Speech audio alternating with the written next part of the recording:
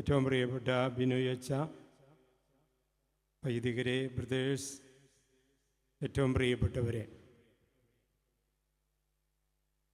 2025 വാർഷിക ധ്യാനത്തിനായിട്ടാണ് നമ്മളിവിടെ ആയിരിക്കുന്നത്. ഉൽപ്പത്തിയുടെ പുസ്തകം 16-ാം അധ്യായം 7-8 തിരുവചനങ്ങളിൽ അബ്രാഹാമിൻ്റെ ദാസിയായ ഹാഗാർ മരുഭൂമിയിലൂടെ ഓടി ഒളിക്കുന്ന രംഗത്ത് ഷൂർ പ്രദേശത്ത് വെച്ച് ദൈവദൂതൻ വന്ന് ഹാഗാറിനെ തടഞ്ഞ് 2 ചോദ്യങ്ങൾ ചോദിക്കുന്നുണ്ട്. അബ്രാഹാമിൻ്റെ ദാസിയായ ഹാഗാറെ, നീ എവിടെ നിന്ന് വരുന്നു? നീ എങ്ങോട്ട് പോകുന്നു? ഉൽപ്പത്തി പുസ്തകം നമുക്കറിയാം, വിശുദ്ധ ഗ്രന്ഥത്തിലെ ആദ്യ പുസ്തകമാണ്. ആ ആദ്യ പുസ്തകത്തിൽ ദൈവദൂതൻ അന്ന് ഹാഗാറിനോട് ചോദിച്ച ആ ചോദ്യങ്ങൾ ഓരോ വർഷവും വാർഷിക ധ്യാനത്തിന് ദൈവം നമ്മോട് ചോദിക്കുന്നുണ്ട്, നമ്മൾ നമ്മോട് തന്നെ ചോദിക്കുന്നുണ്ട്. നീ എവിടെ നിന്ന് വരുന്നു? എങ്ങോട്ട് പോകുന്നു? ഇതൊരു ഓർമ്മപ്പെടുത്തലാണ്. ജീവിതത്തിൻ്റെ ആദ്യത്തെക്കുറിച്ച് അന്ത്യത്തെക്കുറിച്ചൊക്കെ നമ്മളെ ഓർമ്മപ്പെടുത്തുന്ന 2 ചോദ്യങ്ങൾ. ഈ ചോദ്യങ്ങൾക്ക് ഉത്തരം കണ്ടെത്താൻ നമ്മെ സഹായിക്കുന്നതിനായിട്ട് വന്നിരിക്കുന്നത് ബഹുമാനപ്പെട്ട ബിനോയ് ആലപ്പാട്ടച്ചനാണ്. അടുത്ത ആഴ്ച വിശുദ്ധ വാരത്തിലേക്ക് നമ്മൾ കടക്കുകയാണ്. ക്രിസ്തുവിൻ്റെ രാഗര രഹസ്യങ്ങൾ വീണ്ടും നമ്മൾ ധ്യാനിച്ച് പ്രാർത്ഥിച്ച് നമ്മുടെയൊക്കെ വ്യക്തി ജീവിതത്തെ ഒരിക്കൽ കൂടി നവീകരിക്കാനും ശക്തിപ്പെടുത്താനായിട്ടുള്ള പരിശ്രമങ്ങളാണ് നമ്മൾ നടത്തുന്നത്. ഇതിനായിട്ട് നമ്മെ സഹായിക്കുന്നത്, ഈ 4 ദിവസങ്ങളിൽ നമ്മെ സഹായിക്കുന്നത് വെട്ടുകാട് സ്നേഹാശ്രമത്തിലെ വൈദികനായ ബഹുമാനപ്പെട്ട ബിനോയ് ആലപ്പാട്ടച്ചനാണ്. അച്ഛൻ ക്ലരീഷ്യൻ സന്യാസ സമൂഹത്തിലെ ഒരംഗമാണ്.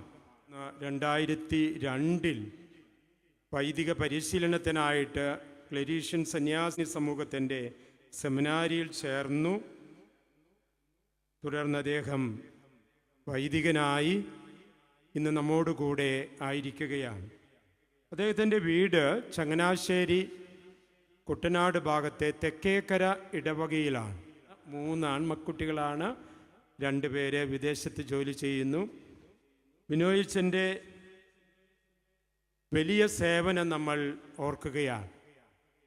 വളരെ ഹൃദയസ്പർശിയായിട്ട് തന്നെ അന്ന് അവിടെയുള്ളവരോട് സംസാരിച്ചതാണ്. കർത്താവിൻ്റെ സുവിശേഷം ജീവിത ബന്ധിയായി പകർന്നു കൊടുക്കാനായിട്ട് ശ്രമിച്ചു കൊണ്ടിരിക്കുകയാണ്. ബഹുമാനപ്പെട്ട തേജസ് അച്ഛൻ വഴിയായിട്ടാണ് ബിനോയച്ചന് നമുക്ക് ബന്ധപ്പെടാനും ഈ ദിവസങ്ങളിൽ ഉല്ലൂർ ഇടവകയിൽ വന്ന് ഈ വാർഷിക ധ്യാനത്തിന് ശുശ്രൂഷ നൽകി ദൈവത്തിൻ്റെ മനസ്സ് നമുക്കൊക്കെ പകർന്നു തരാനായിട്ട് അദ്ദേഹം വന്നിരിക്കുന്നത്. ഏറ്റവും സ്നേഹത്തോടുകൂടെ ഉല്ലൂർ ഇടവകയ്ക്ക് നമുക്കൊരു നല്ല കയ്യടി കൊടുത്തുകൊണ്ട് തന്നെ ബിനോയ് അച്ഛനെ സ്വീകരിക്കാം. അച്ഛൻ്റെ ചില ടോക്കുകൾ കേട്ട ചുരുക്കം ചിലരൊക്കെ ഉണ്ട്. അവർ ഈ ബിനോയ് അച്ഛനാണ് വരുന്നതെന്ന് പറഞ്ഞപ്പോൾ എൻ്റെ അടുത്തിൽ വന്ന് പറഞ്ഞു, അച്ഛാ നല്ലൊരു സെലക്ഷൻ, ദൈവം ശരിക്കും കൊണ്ടുവന്ന ദൈവത്തിൻ്റെ ദൂതനാണ്, ദൈവത്തിൻ്റെ മനസ്സ് ഇവിടെയുള്ളവർക്ക് പകർന്നു കൊടുക്കാൻ പറ്റിയ വൈദികനാണ്. ഞങ്ങളൊക്കെ അച്ഛന് വേണ്ടി ദിവസങ്ങൾ പ്രാർത്ഥിക്കുന്നു, ഇടവക ജനത്തിന് വേണ്ടി പ്രാർത്ഥിക്കുന്നു. അങ്ങനെ പരസ്പരം പ്രാർത്ഥിച്ചുകൊണ്ട് ഈ വാർഷിക ധ്യാനം ഹിതമായി തീരാൻ ഇടവരട്ടെ എന്ന് ആശംസിക്കുകയും കൂടുതൽ പേര് നിങ്ങളൊക്കെ നിങ്ങളുടെ കുടുംബാംഗങ്ങളെയൊക്കെ കൂട്ടിക്കൊണ്ടുവരണമെന്ന് സ്നേഹപൂർവ്വം ഓർമ്മപ്പെടുത്തിക്കൊണ്ട് ഞാൻ അച്ഛനെ ഏറ്റവും സ്നേഹത്തോടെ സ്വാഗതം ചെയ്യുന്നു. ഇവിടെ ഡേവിസ് ഇരിക്കുന്നുണ്ട്, വളരെ സുഹൃത്തും കൂടിയായിട്ടുള്ള ഗാന ശുശ്രൂഷയ്ക്ക് നേതൃത്വം കൊടുക്കുന്നത്. അച്ഛൻ്റെ കൂടെ വന്നിരിക്കുന്ന റീജൻ ബ്രദറുണ്ട്. വചനങ്ങളൊക്കെ LED വാളുകളിൽ എഴുതി കാണിക്കാനായിട്ട് ശ്രമിക്കുന്നു. കാരണം ഇന്ന് എന്തൊരു ചെറിയ സാങ്കേതിക പ്രശ്നങ്ങൾ ഉണ്ടാകാം, പക്ഷെങ്കിൽ കൂടി ഒട്ടും വൈകാതെ അത് ശരിയായിട്ട് വചനം പറയുന്നതനുസരിച്ച് വചനം വായിക്കാൻ സൗകര്യപ്പെടുത്തിക്കൊണ്ടാണ് ഇത് ക്രമീകരണം ചെയ്തിരിക്കുന്നത്. ഒരിക്കൽ കൂടി ബിനോയിച്ചനെ സ്നേഹപൂർവ്വം സ്വാഗതം ചെയ്യുന്നു.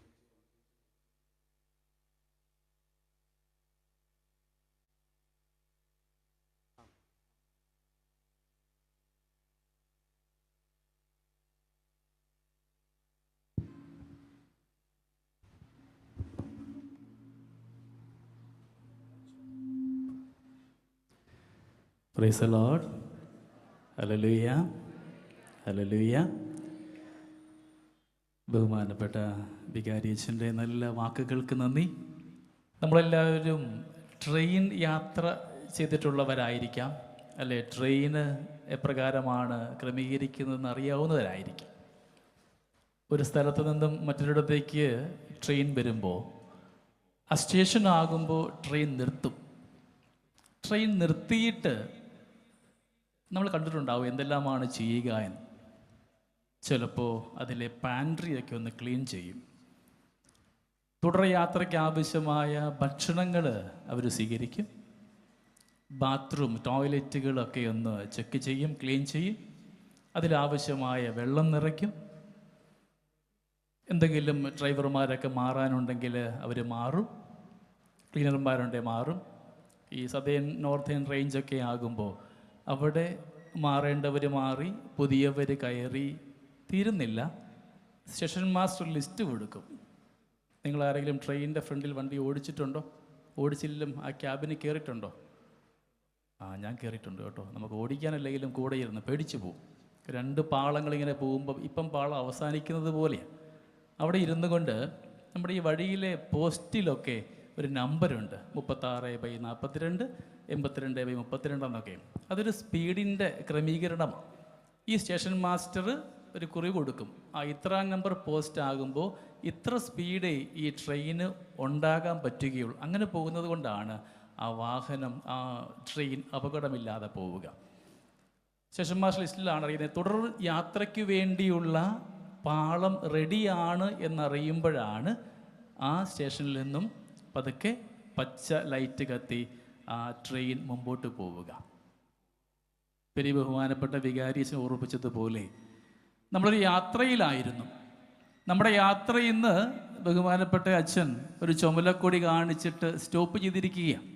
ഈ വലിയ ഓട്ടപ്രദക്ഷിണവും ഈ യാത്രയുമൊക്കെ ഒന്ന് ബ്രേക്ക് ചെയ്ത് ഈ സ്റ്റേഷനിലായിരുന്നിട്ട് തുടർ ജീവിതത്തിലേക്ക് എനിക്ക് ആവശ്യം എന്തൊക്കെയാണെന്നൊരു തിരിച്ചറിവ്, എന്തെല്ലാമാണ് ഞാൻ ക്രമീകരിക്കേണ്ടത്, എന്തെല്ലാമാണ് ഞാനൊന്ന് മാറ്റേണ്ടത്, പഴയതൊക്കെ ഉണ്ടെങ്കിൽ ഒന്ന് മാറ്റി പുതിയതായിട്ടൊന്ന് നവീകരിച്ച് മനസ്സും മനോഭാവവും ഹൃദയവിശുദ്ധിയുമൊക്കെ ഈ ആണ്ടുവട്ടത്തിലെ വലിയ നോമ്പിൻ്റെ ഭാഗമായി നാം ആണോ അതോ പുതിയതാണോ ദൈവത്തിന് ഹിതകരമെന്ന് ധ്യാനിച്ചു കൊണ്ടുപോകാനുള്ള ഒരവസരമാണ്. ശനിയാഴ്ച വൈകുന്നേരം വീണ്ടും വികാരിച്ചം വന്നിട്ടൊരു പച്ചക്കൊടി കാണിക്കും. ഈ ചുമലക്കൊടിക്കും പച്ചക്കൊടിക്കും ഇടയ്ക്കുള്ള നമ്മുടെ സമയം നമ്മുടെ ജീവിതത്തെ ആത്മീയമായി നവീകരിക്കാൻ ഉള്ള ജീവിതമൊന്നും ഞാൻ ആഗ്രഹിക്കുന്നില്ല. നമ്മുടെയൊക്കെ സാധാരണ നാട്ടുംപുറ ജീവിതങ്ങളിൽ നമ്മുടെ അത്യാവശ്യമായ വിശുദ്ധിയിൽ നമുക്ക് എപ്രകാരം അല്പം കൂടെ, നമ്മളെല്ലാം നല്ലവരാണ് കേട്ടോ, എല്ലാവരും നല്ലവരാണ്, ഞാനും നിങ്ങളുമൊക്കെ, അല്പം കൂടെ നല്ല ഒരു പുരോഹിതനായി ഞാൻ മാറാൻ, അല്പം കൂടെ നല്ലൊരു അപ്പനായി നിങ്ങൾ മാറാൻ, അല്പം കൂടെ നല്ലൊരു അമ്മയായിട്ട് മാറാൻ, അല്പം കൂടെ നല്ല ഒരു മകനും മകളും ജീവിത പങ്കാളിയും ഒക്കെ ആയിട്ട് മാറാനായിട്ടുള്ള ഒരു ചെറിയ ഒരുക്കം നമ്മൾ ഒന്നിച്ച് ധ്യാനിക്കുകയാണ്. ചിന്തകൾ അനുഗ്രഹമാകട്ടെ എന്നൊരാഗ്രഹത്തോടു കൂടെ ഈ ചുമലക്കൊടി നമ്മൾ ഇന്നിവിടെ ഉയർത്തുന്നു. ജീവിതത്തിൽ നല്ല തിരിച്ചറിവോടുകൂടെ നവീകരണം ആവശ്യമായിക്കൊണ്ട് ഒരുപാട് അനുഭവമുണ്ട് ആണ്ടുവട്ടത്തിലെ നോമ്പുമൊക്കെ ആയിട്ട്. ഈ 2025 നോമ്പത്തിൽ ഒരു വിശുദ്ധിയുടെ കാരണമാവട്ടെ. നമ്മൾ ധ്യാനം കഴിയുമ്പോൾ പ്രവേശിക്കുകയാണ് വിശുദ്ധവാത്തിലേക്ക്. അതെൻ്റെ ജീവിതവുമായി എത്രമാത്രം സമരസപ്പെട്ടു പോകുന്നുണ്ട് എന്നൊരു ധ്യാനത്തിലാവണം ഈ ഈശോടൊപ്പമാകാനായിട്ട് പരിശ്രമിക്കേണ്ടത്. നിങ്ങൾ അപ്പുറം ഇപ്പുറയും ഒക്കെ കസേരയിൽ നോക്കുകയൊന്നും വേണ്ട. ഇവിടെ ഞാനും നിങ്ങളും മാത്രമേ ഉള്ളൂ, ഞാനും എൻ്റെ ഈശോയും മാത്രമേ ഉള്ളൂ.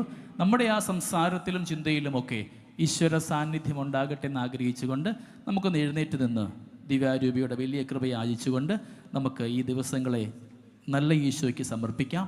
വിശുദ്ധമായ അൾത്താരയിൽ നാം ആയിരിക്കുമ്പോൾ നമ്മുടെ ജീവിത മേഖലയുടെ തകർച്ചകളെയും കുറവുകളെയും ആകുലതകളെയും ബന്ധനങ്ങളെയും ഒക്കെ ദൈവത്തോട് ചേർത്ത് വെച്ചും ഇവിടെ ആയിരിക്കുന്ന സമയം അനുഗ്രഹമാകുവാൻ നമ്മളെ ഓരോരുത്തരെയും ഉപകരണമാക്കണമേ. എൻ്റെ ജീവിതത്തിലേക്ക് അല്പം കൂടെ കൃപാവരങ്ങൾ ലഭ്യമാകുവാൻ ദിവ്യകാരുണ്യ ചൈതന്യം ഉണ്ടാവണമെന്ന് ആഗ്രഹിച്ചുകൊണ്ട് നമുക്ക് ദൈവത്തെ ആരാധിക്കുവാനായിട്ട് പരിശ്രമിക്കാം. ഹല്ലേലൂയ. ഒന്ന് ചേർന്ന് പറയാമോ? ഹല്ലേലൂയ. നമ്മുടെ സ്വരമുയർത്തി പറയാം. Hallelujah, hallelujah, hallelujah, hallelujah.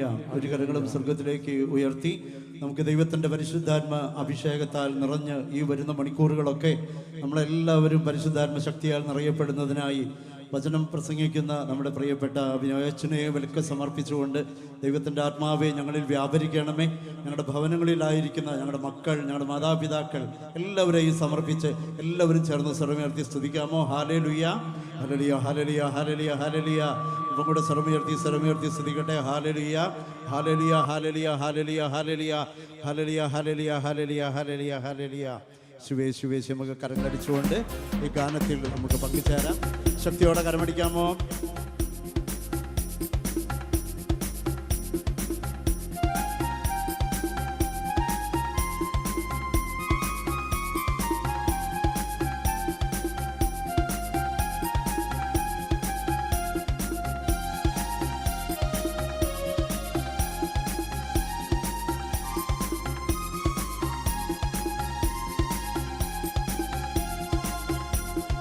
ആത്മശക്തിയെ ഇറങ്ങി എന്നിൽ വാ, ഇറങ്ങി എന്നിൽ വാ, മഴ പോലെ പെയ്തിറങ്ങി വാ, മഴ പോലെ പെയ്തിറങ്ങി വാ. പാടാം എല്ലാവരും. ആത്മശക്തിയെ ഇറങ്ങി എന്നിൽ വാ, ഇറങ്ങി എന്നിൽ വാ, മഴ പോലെ പെയ്തിറങ്ങി വാ, മഴ പോലെ പെയ്തിറങ്ങി വാ. സ്വർഗീയ അഗ്നിയെ ഇറങ്ങി എന്നിൽ വാ, ഇറങ്ങി എന്നിൽ വാ, മഴ പോലെ പെയ്തിറങ്ങി വാ, മഴ പോലെ പെയ്തിറങ്ങി വാ. ആത്മശക്തിയെ ഇറങ്ങി എന്നിൽ വാ, ഇറങ്ങി എന്നിൽ വാ, മഴ പോലെ പെയ്തിറങ്ങി വാ, മഴ പോലെ പെയ്തിറങ്ങി വാ. സ്വർഗീയ അഗ്നിയെ ഇറങ്ങി എന്നിൽ വാ, ഇറങ്ങി എന്നിൽ വാ, മഴ പോലെ പെയ്തിറങ്ങി വാ, മഴ പോലെ പെയ്തിറങ്ങി വാ, മഴ പോലെ പെയ്തിറങ്ങി വാ, മഴ പോലെ പെയ്തിറങ്ങി വാ. കരങ്ങൾ ഉയർത്തി അടിക്കാമോ?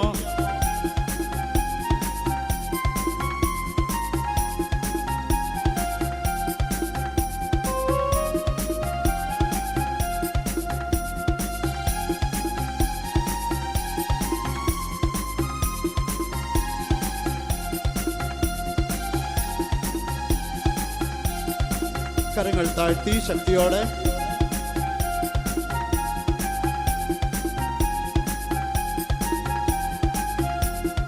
ആത്മനദിയായൊഴുകി എന്നിൽ നിന്ന് വാ, ആത്മശക്തിയായൊഴുകി എന്നിൽ നിന്ന് വാ, ആത്മനദിയായൊഴുകി എന്നിൽ നിന്ന് വാ, ആത്മശക്തിയായൊഴുകി എന്നിൽ നിന്ന് വാ, മഴ പോലെ പെയ്തിറങ്ങി വാ, മഴ പോലെ പെയ്തിറങ്ങി വാ, മഴ പോലെ പെയ്തിറങ്ങി വാ, മഴ പോലെ പെയ്തിറങ്ങി വാ. ആത്മശക്തിയെ ഇറങ്ങി എന്നിൽ വാ, ഇറങ്ങി എന്നിൽ വാ, മഴ പോലെ പെയ്തിറങ്ങി വാ, മഴ പോലെ പെയ്തിറങ്ങി വാ. സ്വർഗീയ അഗ്നിയെ ഇറങ്ങി എന്നിൽ വാ, ഇറങ്ങി എന്നിൽ വാ, മഴ പോലെ പെയ്തിറങ്ങി വാ, മഴ പോലെ പെയ്തിറങ്ങി വാ. എല്ലാവരും കരങ്ങൾ ഉയർത്തി അടിച്ചേ.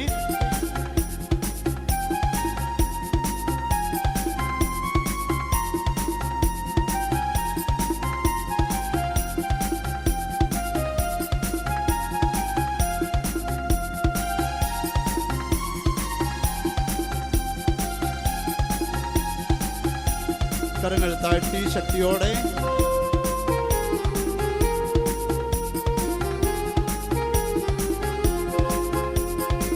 പെന്തക്കുസ്ത നാളിലെയ മാളിക മുറി അഗ്നിനാവിനാൽ മുഴുവൻ നിറച്ചവനെ.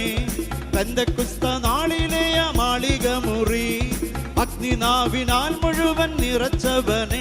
അഗ്നിജ്വാല പോൽ പിളർന്നിറങ്ങി വാ, കൊടുങ്കാറ്റ് പോലെ വീശിയുള്ളിൽ വാ. അഗ്നിജ്വാല പോൽ പിളർന്നിറങ്ങി വാ, കൊടുങ്കാറ്റ് പോലെ വീശിയുള്ളിൽ വാ. മഴ പോലെ പെയ്തിറങ്ങി വാ, മഴ പോലെ പെയ്തിറങ്ങി വാ, മഴ പോലെ പെയ്തിറങ്ങി വാ, മഴ പോലെ പെയ്തിറങ്ങി വാ. ആത്മശക്തിയെ ഇറങ്ങി എന്നിൽ വാ, ഇറങ്ങി എന്നിൽ വാ. മഴ പോലെ പെയ്തിറങ്ങി വാ, മഴ പോലെ പെയ്തിറങ്ങി വാ. സ്വർഗീയ അഗ്നിയെ ഇറങ്ങി എന്നിൽ വാ, ഇറങ്ങി എന്നിൽ വാ.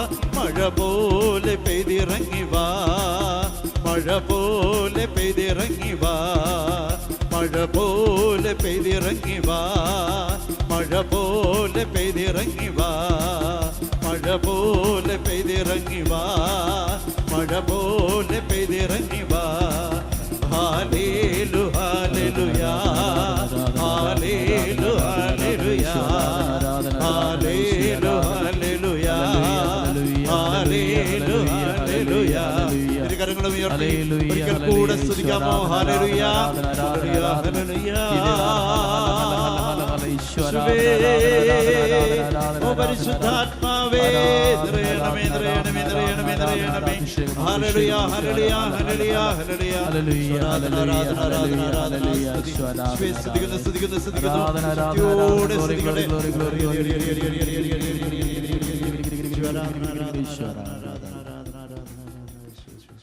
നമ്മളെ ഓരോരുത്തരെയും നമ്മുടെ മനസ്സിൻ്റെ കോണിലുള്ള ആകുലതകളെയും ഒക്കെ ഏറ്റവും വിശുദ്ധിയോടുകൂടെ നമുക്ക് ഈ ആൾത്താരയോട് ചേർത്ത് വയ്ക്കാം. എൻ്റെ ഈശോയെ, അണ്ടുവട്ടത്തിലെ വലിയ നോമ്പിൽ ഞങ്ങൾ ഓരോരുത്തരുമായിരിക്കുമ്പോൾ ഞങ്ങളുടെ ജീവിതത്തിലേക്ക് അവിടുത്തെ വലിയ ചൈതന്യമുണ്ടാവണമേ എന്ന് ഞങ്ങൾ ആത്മാർത്ഥമായി ദാഹത്തോടു കൂടെ പ്രാർത്ഥിക്കുന്നു.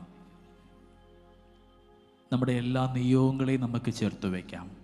പ്രത്യേകമായി നമ്മുടെ തിരുപതിയിലെ അഭിവന്യ മെത്രാപ്പോലിത്തമാരെ, അഭിവന്യ മെത്രാനെ നമുക്ക് സമർപ്പിക്കാം. ഇടവകയിലെ ബഹുമാനപ്പെട്ട നമ്മുടെ വികാരിയച്ഛനെ, സഹ ശുശ്രൂഷകരെ, വൈദികരെ, കൊച്ചന്മാരെ ആത്മാർത്ഥമായി നമുക്ക് ഈശോയോട് ചേർത്ത് വെച്ചുകൊണ്ട് അമ്മ മാതാവിൻ്റെ കൃപ യാചിക്കാം. നന്മ നിറഞ്ഞ മറിയമേ സ്വസ്തി, കർത്താവ് അങ്ങയോടുകൂടെ സ്ത്രീകളിൽ അങ്ങ് അനുഗ്രഹിക്കപ്പെട്ടവളാകുന്നു. അങ്ങയുടെ ഉദരത്തിൻ ഫലമായി ഈശോ അനുഗ്രഹിക്കപ്പെട്ടവനാകുന്നു. ഞങ്ങൾക്ക് വേണ്ടി ഞങ്ങളുടെ മരണസമയത്തും തമ്പുരാനോട് അപേക്ഷിച്ചോളണമേ. ആമേൻ. നമ്മുടെ ഓരോരുത്തരുടെയും കുടുംബത്തെ ഈശോയോട് ചേർത്ത് വയ്ക്കാം. ഒത്തിരി ആകുലതകളും ഒരു പിടി സന്തോഷങ്ങളുമൊക്കെ ആയിട്ട് നമ്മൾ അനുദിന ജീവിതം മുമ്പോട്ട് കൊണ്ടുപോകുന്നുണ്ട്. അവിടെയൊക്കെ നാം അനുഭവിച്ച ദിവ്യകാരുണ്യവും നന്ദിയോടെ ഓർക്കുവാൻ ചിലപ്പോഴൊക്കെ നമ്മുടെ മേന്മയാണെന്ന് നാം കരുതിയ ജീവിത അനുഭവങ്ങളൊക്കെ ഉണ്ടാവാം. അതിനപ്പുറത്തേക്ക് അതിൻ്റെയൊക്കെ പിറകിൽ നമുക്ക് വേണ്ടി പ്രാർത്ഥിച്ച ആരുടെയൊക്കെയോ പ്രാർത്ഥനകളും വിരിക്കപ്പെട്ട കരങ്ങളും ഉണ്ടായിരുന്നു. ദൈവത്തിൻ്റെ വലിയ കാരുണ്യമുണ്ടായിരുന്നു. നമ്മുടെ കുടുംബാംഗങ്ങളെയും നമ്മുടെ നിയോഗങ്ങളെയും ചേർത്ത് വെച്ചുകൊണ്ട് നന്മ നിറഞ്ഞ മറിയമേ സ്വസ്തി, കർത്താവ് അങ്ങയോടുകൂടെ സ്ത്രീകളിൽ അങ്ങ് അനുഗ്രഹിക്കപ്പെട്ടവളാകുന്നു. അങ്ങയുടെ ഉദരത്തിൻ ഫലമായി ഈശോ അനുഗ്രഹിക്കപ്പെട്ടവനാകുന്നു. പരിശുദ്ധ മറിയമേ തമ്പുരാൻ്റെ അമ്മേ, പാപികളായ ഞങ്ങൾക്ക് വേണ്ടി ഇപ്പോഴും ഞങ്ങളുടെ മരണസമയത്തും തമ്പുരാനോട് അപേക്ഷിച്ചോളണമേ. ആമേൻ. നമ്മുടെ ഇടവകയിലെ ഓരോ കുടുംബത്തെയും പ്രത്യേകമായി ഈശോയോട് ചേർത്ത് വെച്ച് പ്രാർത്ഥിക്കാം. നമ്മുടെ ദൈവാലയ ശുശ്രൂഷികളെ, പരീക്ഷ കൗൺസിൽ അംഗങ്ങൾ, കൈക്കാരന്മാർ, വ്യത്യസ്തമായ കുടുംബ കൂട്ടായ്മയുടെ ഓരോ അംഗങ്ങളെയും, വ്യത്യസ്തമായ സംഘടനയിൽ പ്രവർത്തിക്കുന്നവർ, മാതൃവേദി, പിതൃവേദി, CLC, യൂത്ത്, അൾത്താര ബാലസംഘം, മിഷനിലെ കുട്ടികൾ, തിരുബാലസഖ്യം, ഒപ്പം ഇവിടെ ആയിരിക്കും നമ്മുടെ ഓരോരുത്തരുടെയും ജീവിതത്തിലേക്ക് ഈ വരുന്ന മണിക്കൂറുകൾ ഈശോയുടെ വചനം കേൾക്കുവാനായിട്ട്, ആ വചനത്തോടൊപ്പം എൻ്റെ ജീവിതം നവീകരിക്കുവാനായിട്ട്, ഇവിടെ കേൾക്കുന്നവയുമായിട്ട് എൻ്റെ ജീവിതത്തിന് എന്തെങ്കിലുമൊക്കെ സദൃശ്യമുണ്ടാവുന്നുണ്ടോ എന്നുള്ള തിരിച്ചറിവോടുകൂടെ, ആത്മാർത്ഥതയോടുകൂടെ, അതിന് തടസ്സമാകുന്ന എല്ലാ പൈശാചിക ബന്ധനങ്ങളെയും വിശുദ്ധീകരിച്ചുകൊണ്ട് നമ്മുടെ ഈ ആലയത്തിൻ്റെ 4 ചുറ്റിലും കാവൽ മാലാഖമാരുടെ സാന്നിധ്യമുണ്ടാകുവാൻ, ഈ വിശുദ്ധിയുടെ ഭാഷണത്തിനും കേൾവിക്കുമൊക്കെ തടസ്സമാകുന്ന എല്ലാ പൈശാചിക ബന്ധനങ്ങളെയും വിശുദ്ധീകരിച്ചുകൊണ്ട് ഈശോയുടെ നാമത്തിൽ അവിടുത്തെ കുരിശടയാളത്തെ ബന്ധിച്ച് പ്രാർത്ഥിക്കുന്നു. ആത്മാവിൻ്റെ കൃപ അനുഗ്രഹമാവണമേ. അമ്മ മാതാവിൻ്റെ തുണ നമുക്ക് വേണ്ടി നമുക്ക് യാചിക്കാം. നന്മ നിറഞ്ഞ മറിയമേ സ്വസ്തി, കർത്താവ് അങ്ങയോട് കൂടെ സ്ത്രീകളിൽ അങ്ങ് അനുഗ്രഹിക്കപ്പെട്ടവളാകുന്നു. അങ്ങയുടെ ഉദരത്തിൻ ഫലമായി ഈശോ അനുഗ്രഹിക്കപ്പെട്ടവനാകുന്നു. പരിശുദ്ധ മറിയമേ തമ്പുരാൻ്റെ അമ്മേ, പാപികളായ ഞങ്ങൾക്ക് വേണ്ടി ഇപ്പോഴും ഞങ്ങളുടെ മരണസമയത്തും തമ്പുരാനോട് അപേക്ഷിച്ചുകൊള്ളണമേ. ആമേൻ. വിശുദ്ധ കുരിശിന്റെ അടയാളത്താലെ ഞങ്ങളുടെ ശത്രുക്കളിൽ നിന്നും ഞങ്ങളെ രക്ഷിക്കാം. ഞങ്ങളുടെ തമ്പുരാനെ, പിതാവിന്റെയും പുത്രന്റെയും പരിശുദ്ധാത്മാവിന്റെയും നാമത്തിൽ ആമേൻ. ഈശോ മിശിഹായ്ക്ക് സ്തുതിയായിരിക്കട്ടെ. ഇപ്പോഴും എപ്പോഴും സ്തുതി ഉണ്ടായിരിക്കട്ടെ. അപ്പുറം ഇപ്പുറേക്ക് നോക്കി പുഞ്ചിരിയോടുകൂടെ ഉള്ളിലുള്ള ഈശോയുടെ ശാന്തി കൊടുക്കുന്ന രീതിയിൽ ഈശോ മിശിഹായ്ക്ക് സ്തുതിയായിരിക്കും. ഇരിക്കാം. നമ്മൾ ആണ്ടുവട്ടത്തിലെ വലിയ നോമ്പിൻ്റെ നിറവിലാണ്. നോമ്പ് കാലം എന്ന് പറയുന്നത് പ്രായശ്ചിത്ത പ്രവൃത്തികളുടെ കാലഘട്ടമാണ്. Act of penance. കത്തോലിക്ക തിരുസഭയിൽ 2 തരത്തിലുള്ള പ്രായശ്ചിത്ത പ്രവൃത്തികളുണ്ട്. ഒന്ന് ഇൻഡിവിജ്വലായിട്ട് ഓരോരുത്തരും വ്യക്തിപരമായിട്ട് ചെയ്യുന്ന ചില പ്രായശ്ചിത്ത പ്രവൃത്തികൾ. നമ്മൾ കുരിശിൻ്റെ വഴിയെല്ലാം 7-14 പള്ളികളിൽ പോകും, നന്നായിട്ട് കുമ്പസാരിക്കും, കുർബാനയുടെ ഭാഗമാകും, അല്പമൊക്കെ നോമ്പും ഇറച്ചിയും മീനുമൊക്കെ വേണ്ടാന്ന് വെക്കും. സ്വന്തമായിട്ട് ഞാനായിട്ട് മാത്രം ഞാൻ ചെയ്ത ചില ബലഹീനതകൾക്ക് പരിഹാരമായി നമ്മൾ ചെയ്യുന്ന, വ്യക്തിപരമായിട്ട് ചെയ്യുന്ന ചില പ്രായശ്ചിത്ത പ്രവൃത്തികൾ. കൊന്തയില്ലെന്നവരുണ്ടാവാം, ഉച്ചയ്ക്ക് ഭക്ഷണം കഴിക്കാത്തവരുണ്ടാവും, നമുക്കറിയാം. നമ്മൾ ഓരോരുത്തരും നമുക്ക് വേണ്ടി വ്യക്തിപരമായിട്ട് ചെയ്യുന്ന ചില ആക്ട് ഓഫ് പെനൻസ് ഉണ്ട്, വ്യക്തിപരമായ പ്രായശ്ചിത്ത പ്രവൃത്തികൾ. രണ്ടാമത്തത് സഭ മുഴുവനുമായിട്ട്, ആസ് എ ഹോൾ, ചർച്ച് മുഴുവനുമായിട്ട് ചെയ്യുന്ന ഒന്നാണ് ഈ നോമ്പുകൾ. എത്ര തരം നോമ്പുണ്ടെന്നറിയാവോ? നമുക്ക് 50 നോമ്പ് അറിയാം അല്ലേ? വേറെ വല്ല പരിചയമുണ്ടോ? 8 നോമ്പ് കേട്ടിട്ടുണ്ടല്ലേ? 15 അറിയാം. വേറെ 25 നോമ്പുണ്ട്. ഇനിയും നമുക്ക് നോമ്പേ ഉള്ളൂ കേട്ടോ. സുറിയാനി സഭയിൽ നോമ്പ് മാത്രമേ ഉള്ളൂ കൂടുതലും. നമുക്ക് 3 നോമ്പുണ്ട്. 3 നോമ്പുണ്ട്, 8 നോമ്പുണ്ട്, 15 നോമ്പുണ്ട്, 25 നോമ്പുണ്ട്, 50 നോമ്പുമുണ്ട്. എല്ലാ വെള്ളിയാഴ്ചയും ഉപവാസ ദിനങ്ങളുമാണ്. മലങ്കര സുറിയാനി സഭയിൽ ഒരു നോമ്പ് കൂടുതലുണ്ട്, ഒരു 13 നോമ്പ്. അങ്ങനെ 5 നോമ്പ് നമുക്കും 6ാമത്തെ ഒരെണ്ണം മലങ്കര സുറിയാനി കത്തോലിക്കനുമുണ്ട്. ഈ നോമ്പ് കാലമെന്ന് പറയുന്നത് ആത്മവിശുദ്ധീകരണത്തിൻ്റെ കാലമാണ്. നോമ്പ് കാലം ആത്മസംയമനത്തിൻ്റെ കാലമാണ്. നോമ്പ് കാലം സ്വയം വിശുദ്ധീകരണത്തിൻ്റെ കാലമാണ്. ആത്മസംയമനം ചില ഇടങ്ങളിൽ വേണ്ട എന്ന് വെച്ച് പോകുവാൻ, ചില വ്യക്തികളോട്, സ്വഭാവങ്ങളോട്, വികാരങ്ങളോടൊക്കെ ഒന്ന് നോ പറയുവാനുള്ള, സ്വയം നിയന്ത്രിച്ചുകൊണ്ട്, ഒത്തിരി ഇഷ്ടമുള്ളതായിരിക്കാം, ഒത്തിരി ന്യായമുള്ളതായിരിക്കാം, അവയെ ഞാനൊന്ന് വേണ്ട എന്ന് വെച്ച് പോകുവാനുള്ള ഒരു ആർജവത്വം ഉണ്ടാവണം. നമ്മുടെയൊക്കെ കുടുംബജീവിതത്തിൽ ചിലപ്പോഴൊക്കെ ധ്യാനിക്കുമ്പോൾ അറിയാം, എന്തെങ്കിലുമൊക്കെ കണ്ണുനീരുണ്ടായിട്ടുണ്ടെങ്കിൽ ആ കണ്ണുനീരിൻ്റെയും കുറ്റപ്പെടുത്തലിൻ്റെയും സങ്കടത്തിൻ്റെയും പിറകിലുണ്ടായതൊക്കെ നമുക്ക് മൗനമാകാതെ പോയത് കൊണ്ടുള്ള കാരണങ്ങളാണ്. ഞാനൊന്ന് മൗനമായിരുന്നെങ്കിൽ, കണ്ണടച്ചു പോകാൻ പറ്റുമായിരുന്നെങ്കിൽ, കേൾക്കാത്ത ഭാവത്തിൽ നിൽക്കാൻ പറ്റുമായിരുന്നെങ്കിൽ നമ്മുടെ ജീവിതത്തിൽ പല കണ്ണുനീരും ഉണ്ടാകുമായിരുന്നില്ല. ശരിയാണോ? അപ്പൻ ഞാനല്ലേ ഉണ്ടാക്കുന്നേ, അമ്മ ഞാനല്ലേ ഇവിടുത്തെ ആള്. അപ്പം ഞാനെന്ന ഭാവങ്ങൾ നമ്മുടെ കുടുംബജീവിതത്തിൽ ഉണ്ടായത് കൊണ്ടാണ് അവിടെ നമ്മൾ ശബ്ദം കലഹമൊക്കെ ആയി മാറിയത് കൊണ്ട് നമ്മുടെ കുടുംബജീവിതത്തിൽ ഒരുപാട് സങ്കടങ്ങളുണ്ട്. ആദ്യപടിയാണ് നമ്മൾ സംസാരിക്കുക, പ്രതികരിക്കുക എന്നുള്ളത്. സംസാരങ്ങൾ തുടങ്ങി മൗനം ഭജിക്കുവാൻ സാധ്യമാകാതെ പോയി. ആ മൗനം ഒരു തർക്കത്തിലേക്ക് കടക്കുന്നുണ്ട്. ആ തർക്കം കലഹത്തിലേക്ക് മാറുന്നു. അതിൻ്റെ ഏറ്റവും അവസാനം കണ്ണുനീരുമാകും. മൗനമാകേണ്ട ഇടങ്ങളിൽ മൗനമാകുവാൻ സാധ്യമാകാതെ ഞാൻ സംസാരിച്ചപ്പോൾ തർക്കത്തിലേക്ക് മാറി. തർക്കത്തിൻ്റെ മൂർധന്യാവസ്ഥയിൽ കലഹമായിട്ട് മാറുന്നു.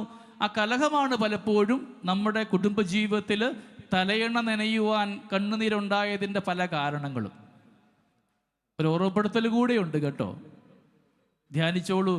നമ്മുടെ ജീവിതത്തിൽ നാം എന്തെങ്കിലുമൊക്കെ ദൈവത്തോടു കൂടെ ആയിട്ടുണ്ടെങ്കിൽ, ആത്മാർത്ഥമായിട്ട് പ്രാർത്ഥിച്ചിട്ടുണ്ടെങ്കിൽ, ആ പ്രാർത്ഥനയുടെ കാരണങ്ങളും ഈ കണ്ണുനീർ തന്നെയായിരുന്നു.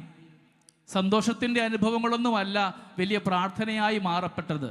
ഞാൻ ഒറ്റപ്പെട്ടു പോയപ്പോൾ, ഞാൻ സങ്കടപ്പെട്ടപ്പോൾ, ഒരുപാട് നന്മ ചെയ്തിട്ടും എൻ്റെ കൂടെയുള്ളവരും ജീവിത പങ്കാളിയും കൂടെപ്പിറപ്പും ഒക്കെ എന്നെ പുറംകാലിന് തൊഴിച്ചപ്പോഴാണ് എനിക്ക് ഏറ്റവും കൂടുതൽ കണ്ണുനീരുണ്ടായത്. ആ കണ്ണുനീര് മാത്രമായിരുന്നു എൻ്റെ പ്രാർത്ഥനാ ജീവിതാനുഭവങ്ങളിലെ ഏറ്റവും വലിയ പ്രാർത്ഥനകളും. സംശയമുണ്ടോ? നമ്മുടെ കണ്ണുനീരിൻ്റെ പുറകിൽ ഒരു ഒരുക്കമുണ്ടായിരുന്നു. ദൈവത്തിന് അല്പം കൂടെ ഈശോയോട് കൂടെ ആകാൻ, ചില ഇടങ്ങളിലോട് മൗനമാകുവാൻ, ചില ഇടങ്ങളെ വേണ്ടാന്ന് വെച്ചുകൊണ്ട് ആത്മസംയമനത്തോടു കൂടെ പോകുവാൻ സാധ്യമാകണമായിരുന്നു ഈ നോമ്പുകാലം. അതിനുള്ള ഒരു ഒരുക്കം നമ്മൾ ഈ ധ്യാനം കഴിയുമ്പോൾ കടക്കാൻ പോവുക വിശുദ്ധ വാരത്തിലേക്ക്. ഏറ്റവും വലിയ അനുഭവം നമ്മുടെ ജീവിതത്തിൽ. നോമ്പ് നമ്മൾ നോക്കിയില്ലെങ്കിലും ആ വിശുദ്ധ വാരത്തിൽ ഒന്ന് ഒരുങ്ങുമല്ലേ, അല്പം കൂടെ ഒക്കെ ഒന്ന് മിതപ്പെടുത്തുവാൻ, ഞാനെന്ന ഭാവമൊക്കെ ഒന്ന് മാറ്റി, തലക്കന്നങ്ങളൊക്കെ ഒന്ന് മാറ്റി നമ്മൾ വിശുദ്ധിയിലേക്ക് കടക്കാൻ പോവുകയാണ്. അപ്പോൾ ആത്മസംയമനം എവിടെയാണ് എനിക്ക് ആവശ്യം? ചില ഇടങ്ങളോട് കണ്ണടയ്ക്കാൻ പറ്റണം. എത്ര സന്തോഷമുള്ളതാണെങ്കിലും സുഖമുള്ളതാണെങ്കിലും ഒക്കെ അതിനെ വേണ്ട എന്ന് വെക്കുവാനുള്ളൊരു നന്മ, വെറുതെ വേണ്ടെന്ന് വെക്കുകയല്ല. ഈശോയെ, ഞാൻ സമർപ്പിക്കുന്നു, ഈ സഹനത്തെ അനുഗ്രഹമാക്കി നീ മാറ്റിയെടുക്കണമേ, എൻ്റെ ഈ സഹനം സങ്കീർത്തനമാക്കണമേ, എൻ്റെ കുടുംബത്തിന് വേണ്ടി, എൻ്റെ ജീവിത പങ്കാളിക്ക് വേണ്ടി, എൻ്റെ കുഞ്ഞുങ്ങൾക്ക് വേണ്ടി ഞാൻ ഈ സഹനത്തെ മാറ്റി വയ്ക്കുമ്പോൾ എനിക്ക് എല്ലാ യോഗ്യതയുമുണ്ട് തർക്കിക്കുവാനും പകരം വയ്ക്കുവാനും പരിഭവം പറയുവാനും ഒക്കെ. അവയെ ഞാൻ മനഃപൂർവ്വം ഒന്ന് ആശയടക്കി മാറുമ്പോൾ, ആത്മസംയമനത്തോടുകൂടെ മാറുമ്പോൾ നമ്മുടെ കുടുംബം അനുഗ്രഹം. എളുപ്പമല്ല കേട്ടോ, പ്രസംഗിക്കാൻ എളുപ്പമാണ്, ജീവിക്കാൻ എളുപ്പമാകലാവണം എൻ്റെ നോമ്പ്. ഞാൻ ഈ പ്രഘോഷിക്കുന്ന ചില ജീവിത ചര്യകളും എൻ്റെ ഉത്തരവാദിത്തങ്ങളുമൊക്കെ ആ ദൈവത്തോട് കൂടെ ആകേണ്ട ഒന്നാകണമെങ്കിൽ എൻ്റെ ജീവിതത്തിൽ ചില ഇടങ്ങളോട് ഞാൻ ആത്മസംയമനം പാലിക്കണം. എല്ലായിടത്തും ഒന്നും പ്രതികരിക്കാൻ പോകാതെ, എത്രമാത്രം ന്യായം എൻ്റെ കൂടെ ഉണ്ടെങ്കിലും, അത് കുടുംബജീവിതത്തിലാവാം, സമർപ്പണ ജീവിതത്തിലാവാം. എൻ്റെ ബാക്കിൽ കേൾക്കാവോ? ഏറ്റവും പുറകിൽ ക്ലിയർ ആണോ? കൈപൊക്കാവോ? കേൾക്കാം. ഓക്കെ. നമ്മുടെയൊക്കെ ജീവിതത്തിൽ എത്രമാത്രം സഹനങ്ങളുണ്ടായാലും ആ സഹനങ്ങളെ ദൈവത്തോട് ചേർത്ത് വെക്കുമ്പോൾ പാപമെന്ന മേഖലയെ നമുക്ക് പ്രാർത്ഥനയാക്കുവാനായിട്ട് സാധിക്കും. ധ്യാനിച്ചോളൂ, നമുക്ക് എവിടൊക്കെയാണ് നമ്മൾ ഓരോരുത്തരും ഇവിടെ ആയിരിക്കുമ്പോൾ അല്പം കൂടെ ആത്മസംയമനം പാലിക്കേണ്ടി ഇരുന്നത്. നമ്മുടെ പല സൗഹൃദങ്ങളും ഇന്ന് സൗഹൃദമല്ലാത്തതിൻ്റെ കാരണവും ഇതൊക്കെ തന്നെയല്ലേ. പെട്ടെന്ന് ക്ഷോഭിച്ചു, ഒരു വികാരം പ്രകടിപ്പിച്ചു, പല സൗഹൃദങ്ങളും നമുക്കിന്ന് അന്യമായി പോകുന്നുണ്ട്. വീണ്ടെടുക്കുവാനുള്ള നഷ്ടമായ ചൈതന്യങ്ങളും കൃപാവരങ്ങളും ഒക്കെ വീണ്ടെടുക്കുവാനുള്ള ഒരു സമയം കൂടിയാണ് ഈ നോമ്പ് കാലം. അതുകൊണ്ട് ഒന്ന്, ആത്മസംയമനം പാലിക്കേണ്ട ഇടങ്ങളിൽ ആത്മസംയമനം പാലിക്കുക. രണ്ട്, ആശയടക്കം. ഇറച്ചി മീൻ നമുക്ക് ഇത്തിരി ഇഷ്ടമാണ്. എൻ്റെ ആശകളെ, എൻ്റെ കൊതികളെ, വ്യക്തിപരമായ താല്പര്യങ്ങളെയൊക്കെ ഒന്ന് വേണ്ട എന്ന് വെച്ച് കൊടുത്തുകൊണ്ട് ഈശോയ്ക്ക് വേണ്ടി മാറ്റിവെക്കുന്നു. അവൻ്റെ കാൽവരി യാതനയോട് ചേർത്ത് എൻ്റെ ജീവിതവും മാറ്റിവെക്കലാണ് എൻ്റെ ആശയടക്കം. ഇതെല്ലാം സ്വീകരിക്കുവാനും കാണുവാനും കേൾക്കുവാനും സുഖിക്കുവാനും അനുഭവിക്കുവാനും എല്ലാ യോഗ്യത നമുക്കുണ്ടായിട്ടും എൻ്റെ ഈശോയ്ക്ക് വേണ്ടി ഞാനത് മാറ്റിവെക്കുക. പ്രിയപ്പെട്ട മാതാപിതാക്കളെ, നിങ്ങളുടെ കുടുംബജീവിതത്തിൽ നിങ്ങൾ എന്തെല്ലാമൊക്കെ ഇങ്ങനെ സഹിച്ചത് കൊണ്ടാണ് മക്കൾക്ക് പ്രകാശമുണ്ടായത്. നിങ്ങളുടെ ചില കൊതികളോട് വേണ്ടാന്ന് വെച്ച്, ചില ഇഷ്ടങ്ങളോട് വേണ്ടാന്ന് വെച്ച്, ചില ഇടങ്ങളോട് വേണ്ടാന്ന് വെച്ച് നമ്മൾ അങ്ങനെയാകാൻ പറ്റിയത് കൊണ്ടാണ് നമ്മുടെ കുടുംബത്തിൽ മക്കൾ ഇന്ന് സന്തോഷത്തോടുകൂടെ ആയിരിക്കുക. ഇപ്പം ആശയടക്കത്തിൻ്റെ പിറകിൽ സഹനമുണ്ടാകുമ്പോഴും അതിൻ്റെ ഉത്തരവെന്ന് പറയുക അനുഗ്രഹവും പ്രകാശവുമാണ്. ഇന്ന് നാണക്കേടൊക്കെ ആയിരിക്കാം, ഇഷ്ടങ്ങളൊക്കെ മാറി വെക്കുമ്പോൾ വിഷമം ഉണ്ടാകുമായിരിക്കാം. പക്ഷേ ഈശോയോട് ചേർത്ത് വെച്ച് കൊടുത്തു പോകുമ്പോൾ നമ്മുടെ എല്ലാ ആശയടക്കങ്ങളും അനുഗ്രഹമായിട്ട് മാറുന്നുണ്ട്. ഒരുപാട് ഇഷ്ടങ്ങൾ മനസ്സിലുണ്ടാവാം, ഒത്തിരി താല്പര്യങ്ങളുണ്ടാവാം. എൻ്റെ കുടുംബത്തിന് ചേരാത്ത, വിശ്വാസത്തിന് ചേരാത്ത എന്തെങ്കിലുമൊക്കെയാണ് എൻ്റെ ഉള്ളിൽ ഇങ്ങനെ വീണ്ടും വീണ്ടും വരുന്നതെന്നും ഞാൻ ആഗ്രഹിക്കാത്ത തിന്മയെന്നാണ് പൗലോസ്ലീഹ ഓർമ്മിപ്പിക്കുന്നത്. അപ്രകാരമുള്ള ജീവിത ഇടങ്ങളെ ഒന്ന് വേണ്ട എന്ന് വെച്ച് പോകുവാനുള്ള ഒരു തയ്യാറെടുപ്പുമാകണം ഈ നോമ്പ് കാലം. ആത്മസംയമനം ഞാൻ പറഞ്ഞു, എൻ്റെ ആശയടക്കം, അതിൻ്റെ ഭാഗമാണ് നമ്മുടെ ഈ മത്സ്യമാംസാദികളൊക്കെ മാറുക. തമാശക്കാണെങ്കിലും പറയുന്ന ഒരു കാര്യമുണ്ട് കേട്ടോ, ഇറച്ചി മീനും കൂട്ടാതിരിക്കുന്നതിലൊന്നുമല്ല കഥ. ഹൃദയത്തിൽ കൂടപ്പിറപ്പിനെ തിരിച്ചറിയുവാനുള്ള വിശാലതയുണ്ടാവണം. ചെയ്യുന്ന ചെയ്തികൾ നന്മയുടേതാവും. അവിടെയാണ് ഈ ആശയടക്കം കൂടെ കൂട്ടിച്ചേർക്കുമ്പോൾ അത് അനുഗ്രഹമാണ്. ആ മാത്രമായതുകൊണ്ട് ദൈവകൃപ നമ്മിലേക്ക് എത്തുമെന്ന് ആഗ്രഹിക്കരുത്. 3, സ്വയം വിശുദ്ധീകരണം. ഏറ്റവും ആവശ്യമായ ഒന്നാണ് സ്വയം വിശുദ്ധീകരണം. എൻ്റെ ജീവിതത്തിലെ വിശുദ്ധിയാണ് എൻ്റെ കുടുംബത്തിന് നന്മയായിട്ട് മാറുക. മാതാപിതാക്കളുടെ വിരിക്കപ്പെട്ട കരങ്ങളാണ് മക്കളുടെ ജീവിതത്തിൽ പ്രകാശമാവുന്നത്. അവരുടെ ജീവിത വഴിത്താറിൽ പതിയിരിക്കുന്ന അപകടങ്ങളെ മറികടന്നു പോകണമെന്നുണ്ടെങ്കിൽ നിങ്ങൾ നിരന്തരം തമ്പുരാൻ്റെ സന്നിധിയിൽ വിരിക്കപ്പെട്ട കരങ്ങളുമായിട്ട് വ്യാപരിക്കണം. നമുക്കറിയാം, പഴയ നിയമത്തിൽ മോശ തമ്പുരാൻ്റെ മുമ്പിൽ വിരിക്കപ്പെട്ട കരങ്ങളുമായിരിക്കും. വായിക്കണം, എക്സോഡസ്, പുറപ്പാട് 17 വായിച്ചാൽ മതി വീട്ടിൽ പോയി. എപ്പോഴെല്ലാമാണ് മോശയുടെ കരങ്ങൾ സ്വർഗത്തിലേക്ക് ഉയർന്നത്, അപ്പോഴൊക്കെ ഇസ്രായേൽ മക്കൾക്ക് അനുഗ്രഹമാണ്. അമലേക്കിനുമായ യുദ്ധത്തിലൊക്കെ അവർ വിജയിക്കുന്നൊക്കെയാണ്.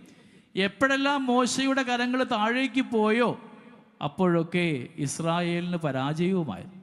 മാതാപിതാക്കളെ നമ്മളിന്ന് ഓട്ടപ്രദക്ഷിണത്തിലാണ്, തിരക്കിൻ്റെ ലോകത്തിലാണ്. കടം മാറാൻ അത് വേണം, ഇത് വേണം, IELTS പാസ്സാകണം, വീട് വെക്കണം, ബംഗ്ലാവ് വെക്കണം, ലോൺ എടുക്കണം, ഒരുപാട് ഓട്ടപ്രദക്ഷിണമാകുമ്പോൾ നമുക്ക് അന്യമായി പോയ ഒന്നാണ് നമ്മുടെ സന്ധ്യാപ്രാർത്ഥനകൾ.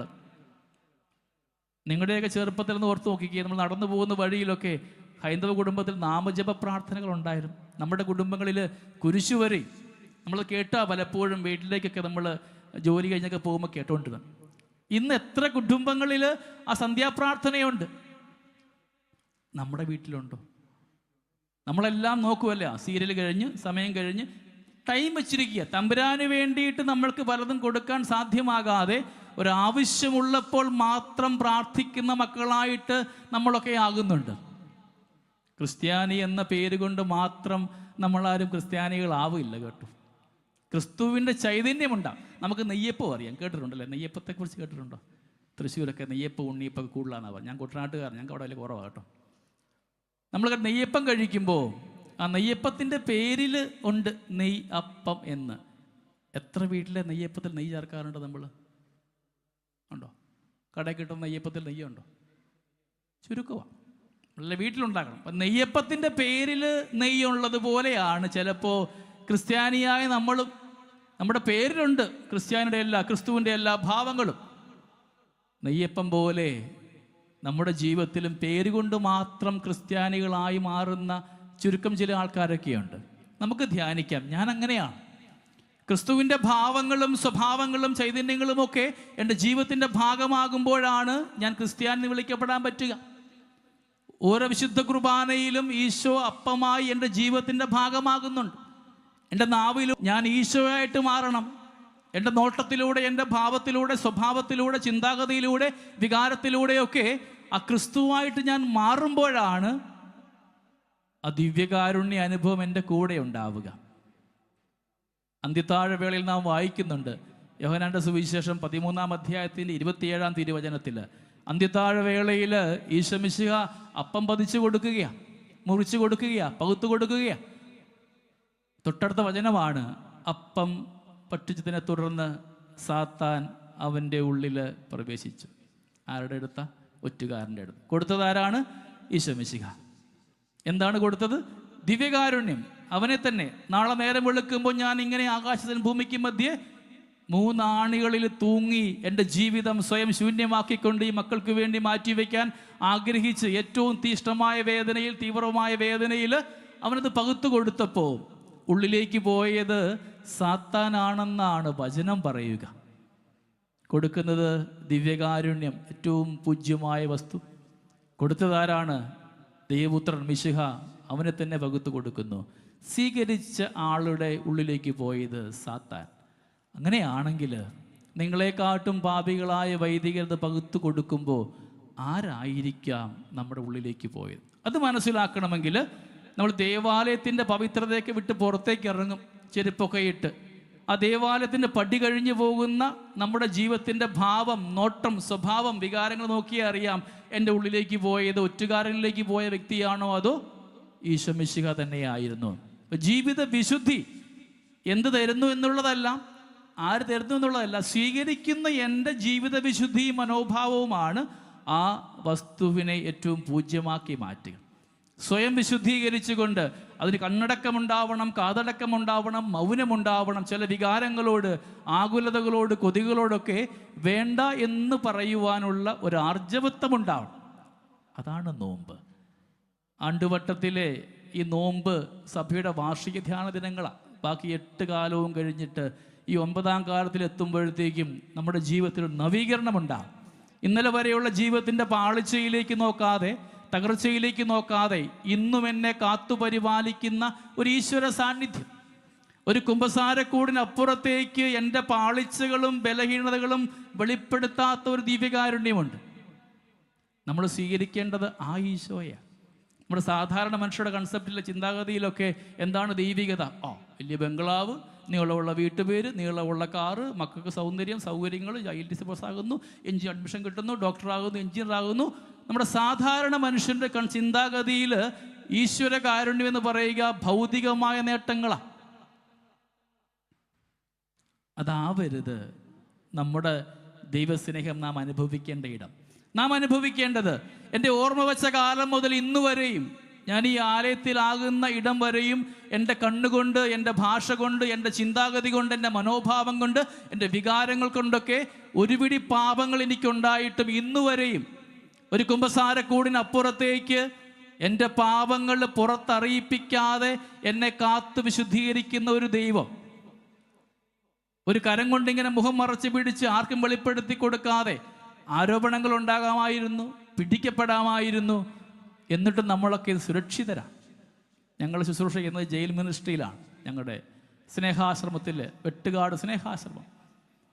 അവരുടെ കൂടെ ആയപ്പോൾ തിരിച്ചറിഞ്ഞൊരു വലിയ പാഠമുണ്ട്. നമ്മളൊക്കെ പിടിക്കപ്പെടാത്തത് കൊണ്ട് വലിയ മാന്യന്മാരും, അതുങ്ങൾ പിടിക്കപ്പെട്ടത് കൊണ്ട് വലിയ കുറ്റവാളികളുമായിട്ട് മാറുകയാണ്. ശരിയല്ലേ? നമുക്കെതിരെ ആരോപണം ഉണ്ടാകാമായിരുന്നു, കുറ്റപ്പെടുത്തൽ ഉണ്ടാകാമായിരുന്നു, ഒറ്റിക്കൊടുക്കൽ ഉണ്ടാകാമായിരുന്നു, പിടിക്കപ്പെടാമായിരുന്നു.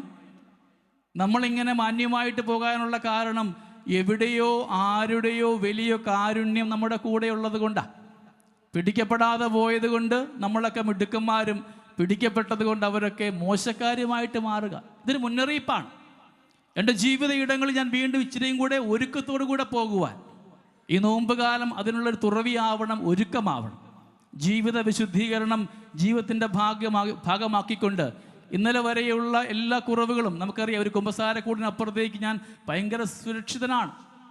ഒരാൾക്കും പിടികൊടുക്കാതെ ഒത്തിരി കുറവുകളുണ്ടായിട്ടും എന്നെ ഇങ്ങനെ ഞാൻ തെറ്റു ചെയ്തു പോയിട്ടും, ഞാൻ ഒരു പാപത്തിലായിരുന്നിട്ടും പാപിയായിരുന്നിട്ടും എന്നെ പിടികൊടുക്കാതെ സുരക്ഷിതനാക്കുന്ന, പരിപാലിക്കുന്ന ഒരു ദൈവം, ആ ദൈവം കൂടെ ഉണ്ടെന്നുള്ളതാവണം നമ്മുടെ ദൈവാനുഗ്രഹം. അല്ലാതെ വലിയ ബംഗ്ലാവിൻ്റെയോ വീടിൻ്റെയോ വീട്ടുപേരിൻ്റെയോ കാറിൻ്റെയോ പുറകെ പോകാതെ എനിക്ക് റീഗെയിൻ ചെയ്യാൻ പറ്റാത്ത ഏതെങ്കിലുമൊക്കെ കുറവുകൾ ഉണ്ടായിട്ടും അവയിൽ ഞാൻ സുരക്ഷിതനാണെന്നുള്ള ബോധ്യം, അതാവണം നമ്മുടെ ജീവിതത്തിലെ ദൈവകാരുണ്യം. ഒരു കുമ്പസാരക്കൂടിനപ്പുറത്തേക്ക് എന്നെ മോശമാക്കാത്ത ഒരു വലിയ സ്നേഹം. ജീവിത വിശുദ്ധിയുള്ളവർക്ക് അത് കൂടുതൽ അനുഭവിക്കാൻ പറ്റും.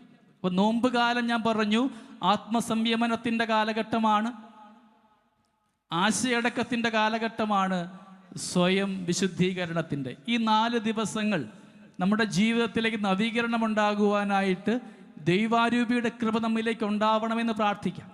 നമ്മുടെ ഓരോരുത്തരുടെയും ജീവിതത്തിൽ അല്പം കൂടെ മാറ്റമുണ്ടാകുവാൻ, അല്പം കൂടെ നന്നായി ഞാൻ മാറപ്പെടുവാനായിട്ട് നമുക്ക് ഈ ദിവസങ്ങളെ മാറ്റിവെക്കാം. നോമ്പുകാലത്തെക്കുറിച്ച് പറയുമ്പോൾ ഒന്ന് പറയാറുണ്ട്, റിട്ടേൺ, തിരിച്ചുവരവിൻ്റെ കാലഘട്ടമാണ്. എവിടെയാണ് ഞാൻ തിരിച്ചു വരേണ്ടത്, എങ്ങോട്ടാണ് തിരിച്ചു വരേണ്ടത്, ഒരു ഓർമ്മ നമുക്കുണ്ടാവണം. രണ്ടാമത് കണ്ടുമുട്ടലിൻ്റെ കാലഘട്ടമാണ്. എനിക്ക് അവിടേക്ക് എന്തൊക്കെയോ വീണ്ടും കണ്ടുമുട്ടുവാനുള്ള, റീഗെയിൻ ചെയ്യുവാനുള്ള ഒരു കാലം. എന്തെല്ലാമാണ് തിരിച്ചുവരവ്? ഉദാഹരണം വിശുദ്ധ ബൈബിളിൽ, ബാക്കി നമ്മൾ നാളെ പറയും, ഓടിച്ചു വിടുകയാണ്. ധൂർത്തപുത്രൻ ഒരു തിരിച്ചുവരവുണ്ടല്ലേ. അവന് സുബോധമുണ്ടായത് എപ്പോഴാണ്? പന്നിക്കൂട്ടിലായിരുന്നപ്പോഴത്തേക്കും. നമ്മൾ നാളെ ഡിസ്കസ് ചെയ്യും. മഗ്ദലന മറിയം തിരിച്ചു വരുന്നുണ്ട്. ഒരുപാട് മോശമായിരുന്നു, ഒരു നിമിഷം ഈശോയെ അനുഭവിച്ചു, നേരെ വണ്ടി തിരിച്ചു വിടുകയാണ്, യൂട്ടേൺ എടുത്ത് പോവുകയാണ്. സമറിയക്കാരി സ്ത്രീ, എമ്മാവൂസിലേക്ക് പോയ ശിഷ്യന്മാർ വേറെ തിരിച്ചുവരവൂടെ പറയുന്നുണ്ട്. അശുദ്ധാത്മാവിൻ്റെ ഈ നോമ്പെല്ലാം നോക്കി ഉപവസിച്ച് അനുഗ്രഹമായിട്ട് നമ്മുടെ ഉള്ളിൽ എല്ലാ അശുദ്ധിയെ നാം കളഞ്ഞ് ശുദ്ധമായിരിക്കുമ്പോഴാണ് അവനിങ്ങനെ അറിഞ്ഞു നടക്കുക എവിടെയെങ്കിലും കയറാൻ വേണ്ടിയിട്ട്. കയറാൻ സാധ്യമാകാതെ തിരിച്ചു വരുമ്പോൾ എൻ്റെ വീട് ഏറ്റവും ശുദ്ധമായിരിക്കുന്നു. അവൻ പോയി അവനേക്കാൾ ശക്തരായ കുറേ പേരെ കൊണ്ടുവന്നിട്ട് ഒരു തിരിച്ചുവരവുണ്ടാകുന്നു.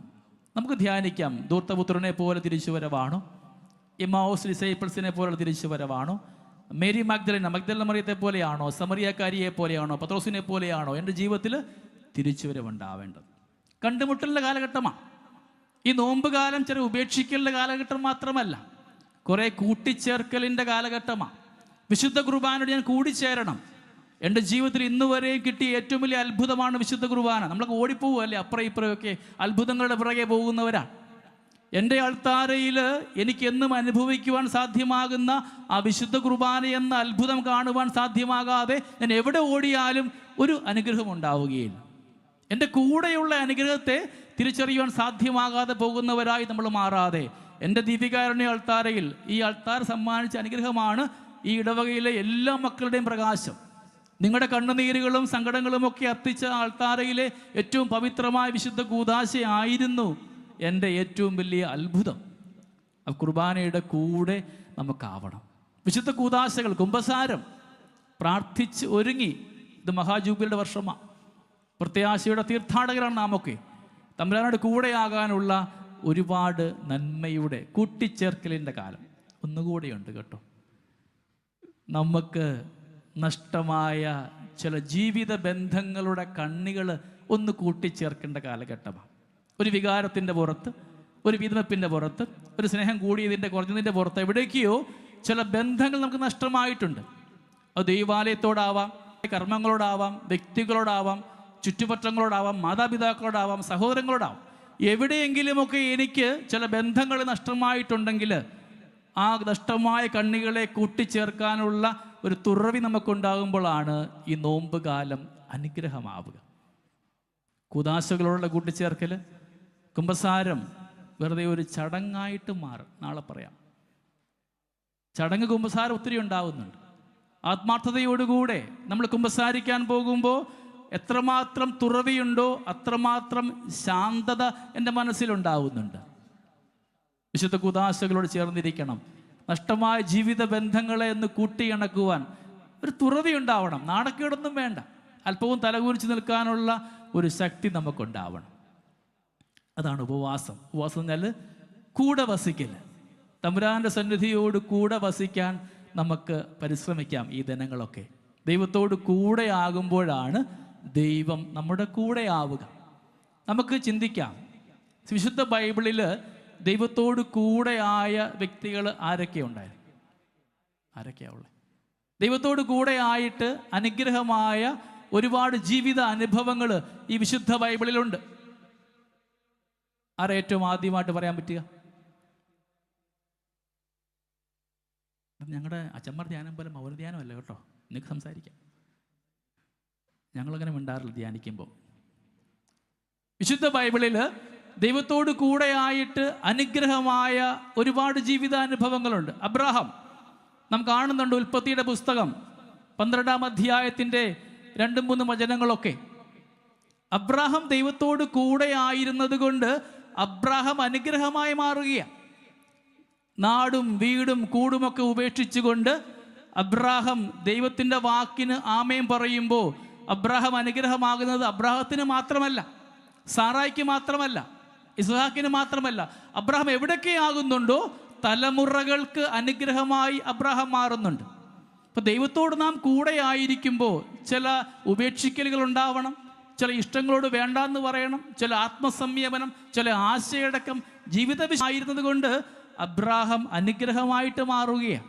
ജീവിതത്തിൻ്റെ എല്ലാ ഇടങ്ങളിലും അബ്രാഹാം ഒരു അനുഗ്രഹമാവുന്നുണ്ട് തലമുറകൾക്ക്. നാം വായിക്കുന്നുണ്ട് 3, നിന്നെ അനുഗ്രഹിക്കുന്നവരെ ഞാൻ അനുഗ്രഹിക്കും, നിന്നെ ശപിക്കുന്നവരെ ഞാൻ ശപിക്കും, ഞാൻ നിന്നെ ഒരു വലിയ ജനതയാക്കും, നിന്നെ ഞാൻ അനുഗ്രഹിക്കും, നിൻ്റെ പേര് ഞാൻ മഹത്തരമാകും. അങ്ങനെ നീ ഒരു അനുഗ്രഹമാകും. നമ്മുടെ കുടുംബത്തിൽ ഞാൻ ഭർത്താവായി, ഭാര്യയായി, അപ്പനായി, അമ്മയായി, മകനായി, മകളായി, മരുമകളായി, മരുമകനായിരിക്കുമ്പോൾ എൻ്റെ കൂടെയുള്ളവൻ പറയൂ, ആ നീ ഒരു അനുഗ്രഹമാണ്. അതോ തിരിച്ചു പറയുന്ന അവസ്ഥ ഉണ്ടാകുന്നുണ്ട്.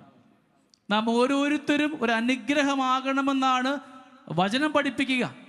നാം അനുഗ്രഹമാകുമ്പോൾ നമുക്ക് മാത്രമല്ല, നാം ആയിരിക്കുന്ന ഇടങ്ങൾക്കും നമ്മുടെ ചുറ്റുപാടുകൾക്കും സമൂഹത്തിനുമൊക്കെ നാം അനുഗ്രഹമാവുകയാണ്. നമ്മുടെ കയ്യിൽ കുന്തിരിക്കമുണ്ടെന്ന് വിചാരിക്കുക, അല്ലെ കസ്തൂരി ഉണ്ടെന്ന് വിചാരിക്കുക. ഞാൻ പോക്കറ്റ് ഇട്ടിരിക്കുക അല്ലേ, ഞാൻ എവിടെല്ലാം പോയാലും ആ കസ്തൂരിയുടെ മണം എൻ്റെ കൂടെ ഉണ്ടാവും. ശരിയാണോ?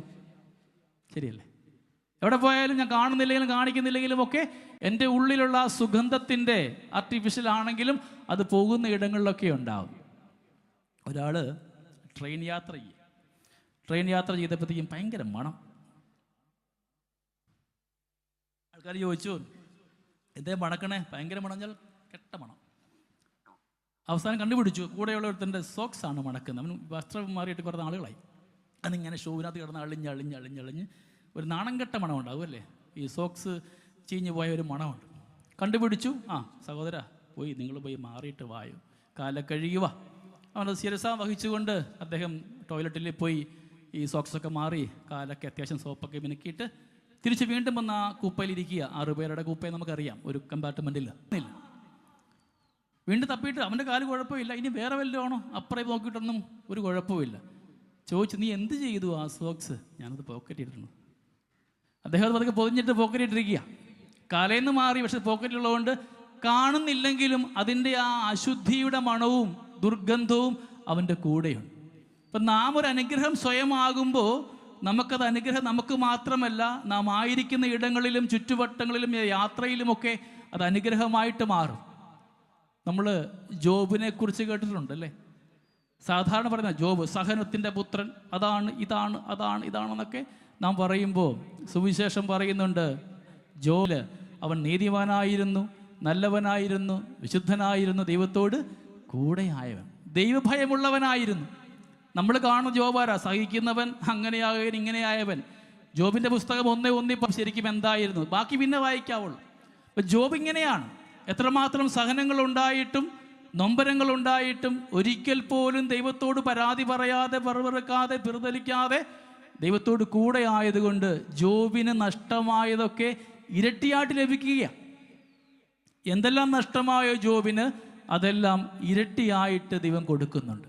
ജോബും അനുഗ്രഹമായി മാറും. ഭാര്യ കുറ്റപ്പെടുത്തുന്നുണ്ട്, മക്കൾ നഷ്ടമായി പോകുന്നുണ്ട്, സൗഹൃദങ്ങൾ പോകുന്നുണ്ട്, സമ്പാദ്യം പോകുന്നു, ആടുമാടുകൾ പോകുന്നു. എല്ലാം നഷ്ടമായിട്ടും ദൈവത്തിൻ്റെ വാക്കിന് ശിരസ വഹിച്ചു കൊടുത്തുകൊണ്ട്, സ്വയം ശിരസ് നമിച്ചു കൊടുത്തുകൊണ്ട് ജോബ് പോയതുകൊണ്ട് ജോബും ഒരു അനുഗ്രഹമായിട്ട് മാറുകയാണ്. വരാം പുതിയ നിയമത്തിൽ ഒരുപാട് പേരുണ്ടോ? ഹന്നയുണ്ട്, ഏലിയാവുണ്ട്, മോശയുണ്ട്, നോഹയുണ്ട്, അങ്ങനെ പോകും. ആരെല്ലാം ദൈവത്തോട് കൂടെ ആയിരുന്നോ അവരെല്ലാവരും അനുഗ്രഹമാകുന്ന കഥകളും അനുഭവങ്ങളും ഒക്കെയാണ് വിശുദ്ധ ബൈബിൾ നമ്മോട് സംസാരിക്കുക. പുതിയ നിയമത്തിൽ 1:38 പരിശുദ്ധ അമ്മയുടെ ഏറ്റവും വലിയ സ്വപ്നം എന്തായിരുന്നു? നിത്യകന്യകയായിട്ട് ദൈവത്തിന് ദാസ്യവേല ചെയ്തുകൊണ്ട് ദേവാലയത്തിലാകുവാൻ.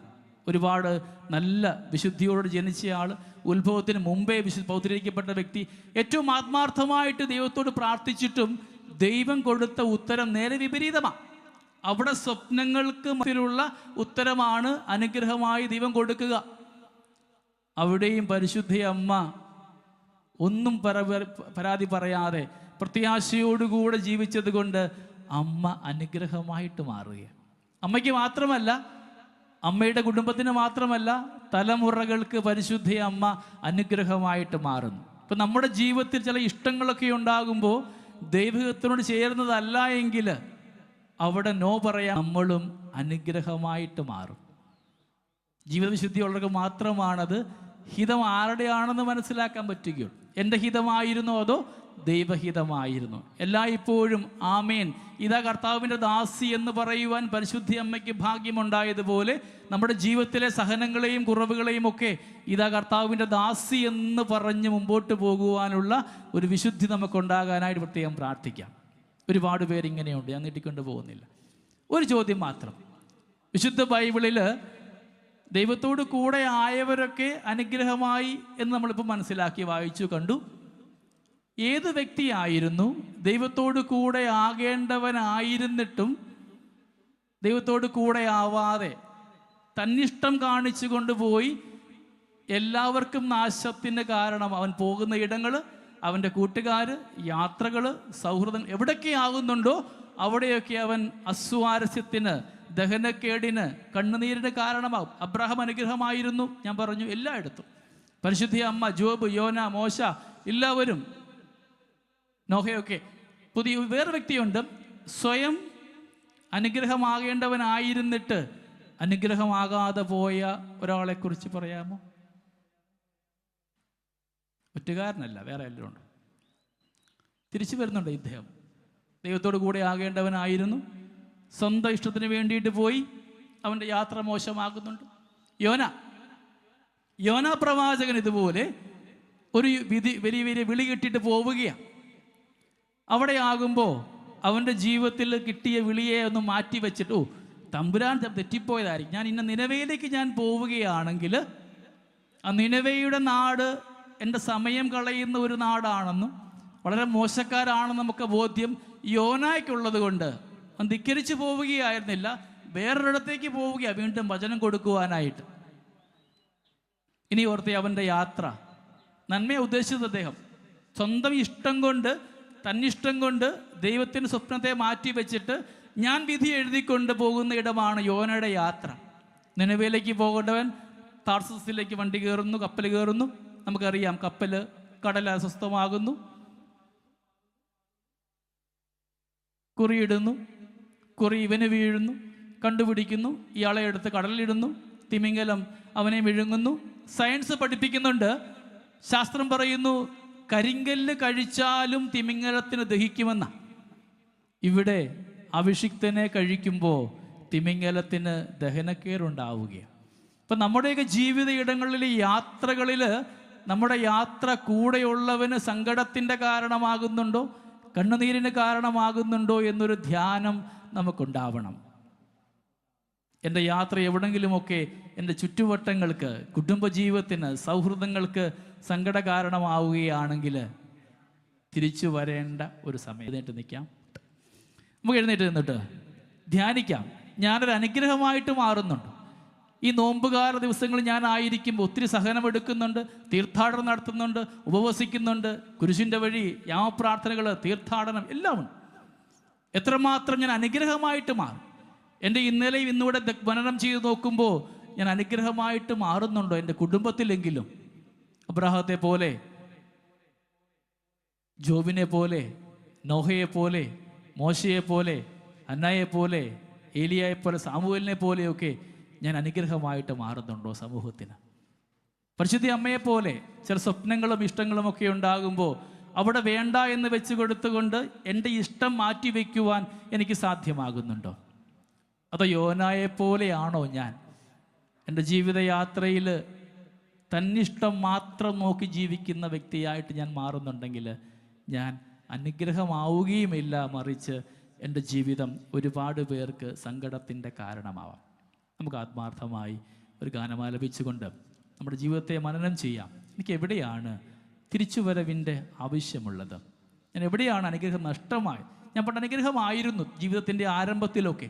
അത് കുടുംബജീവിതമാവാം, കൗദാശിക ജീവിതമൊക്കെ ആവാം. തുടക്കത്തിൽ ഉണ്ടായിരുന്ന തീഷ്ണതയും വിശ്വാസവും വിശുദ്ധിയും ഒക്കെ എനിക്കിന്നുണ്ടോ എന്നൊരു ചോദ്യം നമുക്കുണ്ടാവട്ടെ.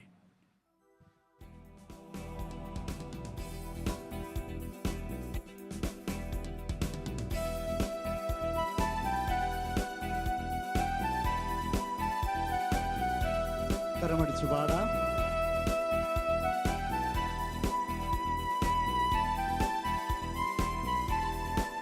ശക്തിയോടെ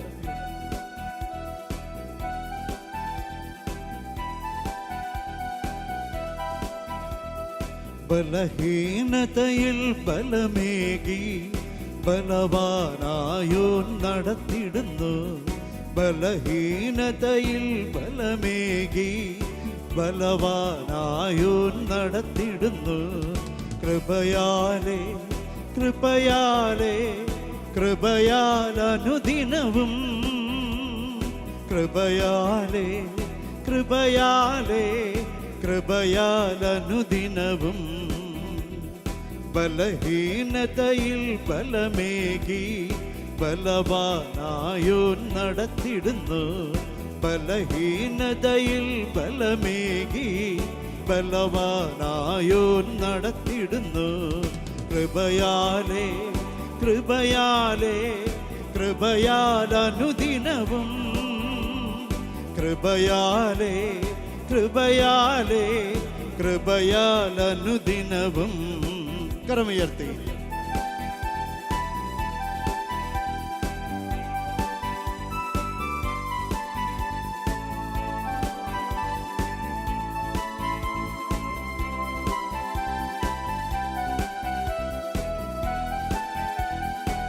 കരങ്ങൾ താഴ്ത്തി ശക്തിയോടെ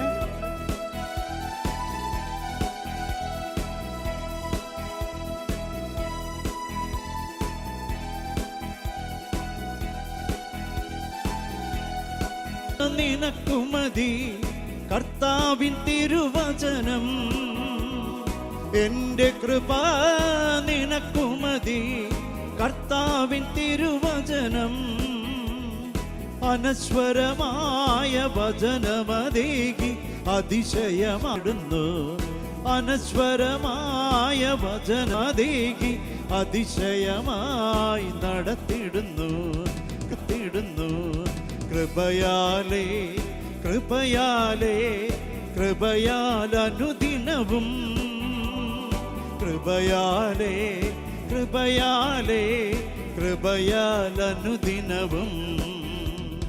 ബലഹീനതയിൽ ബലമേകി ബലവാനായോ നടത്തിടുന്നു. ബലഹീനതയിൽ ബലമേകി ബലവാനായോ നടത്തിടുന്നു. കരമുയർത്തി അടിക്കാമോ?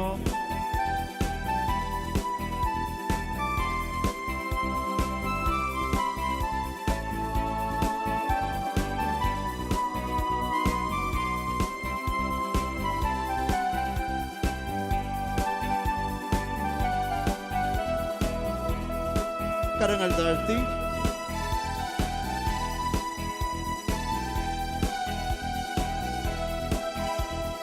യേശുവിനെ കാത്തിരിപ്പോ ശക്തിയിൽ പുതുക്കിയിടും.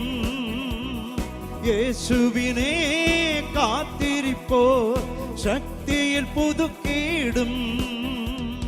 കഴുകനെ പോലെ ചിറകടിച്ചുയരും, തളർന്നു പോകാതെ ഓടിയിടും.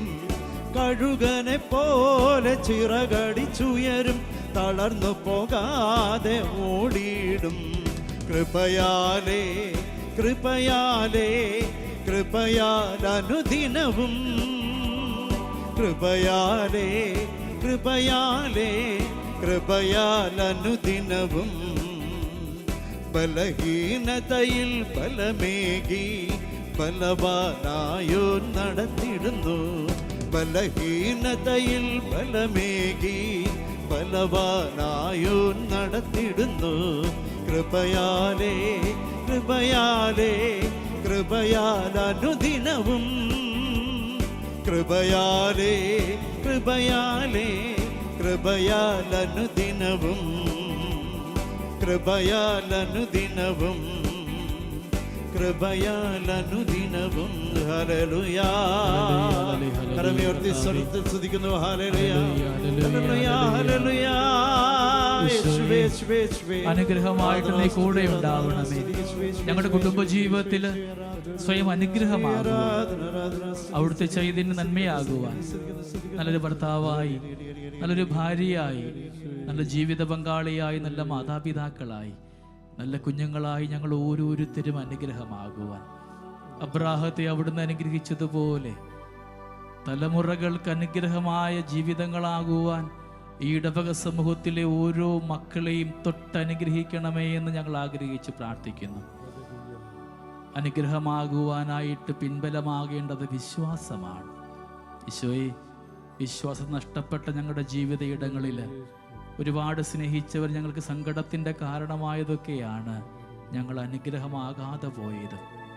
പരിശുദ്ധ അമ്മയെപ്പോലെ ഒരുപാട് പ്രാർത്ഥിച്ചതിന് വിപരീതമായ ഉത്തരമുണ്ടാകുമ്പോഴും അങ്ങയുടെ കൂടെയാകുവാൻ ഈ മക്കളെ ഓരോരുത്തരെയും അവിടുന്ന് വിശുദ്ധീകരിച്ച് അനുഗ്രഹിക്കണമേ. അമ്മ മാതാവിൻ്റെ സ്വർഗീയ മാധ്യസ്ഥ്യം നമ്മുടെ ഓരോരുത്തരുടെയും ജീവിതത്തിൽ ഉണ്ടാവട്ടെ.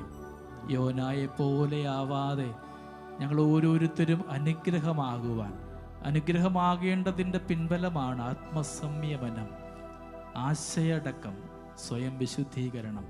ഈ നോമ്പിൽ ഞങ്ങളായിരിക്കുമ്പോൾ ഞങ്ങളുടെ ഇടവക ജീവിതത്തിലേക്ക്, കുടുംബ ജീവിതത്തിലേക്ക്, സമൂഹത്തിലേക്ക്, പഠന മേഖലയിലേക്ക്, ജോലിയിടങ്ങളിലേക്ക്, ബിസിനസ് സംരംഭങ്ങളിലേക്ക്, മക്കളെക്കുറിച്ചുള്ള ആകുലതയിലേക്കൊക്കെ നിൻ്റെ ആത്മാവിൻ്റെ ആവാസം എന്നുമുണ്ടാവട്ടെ.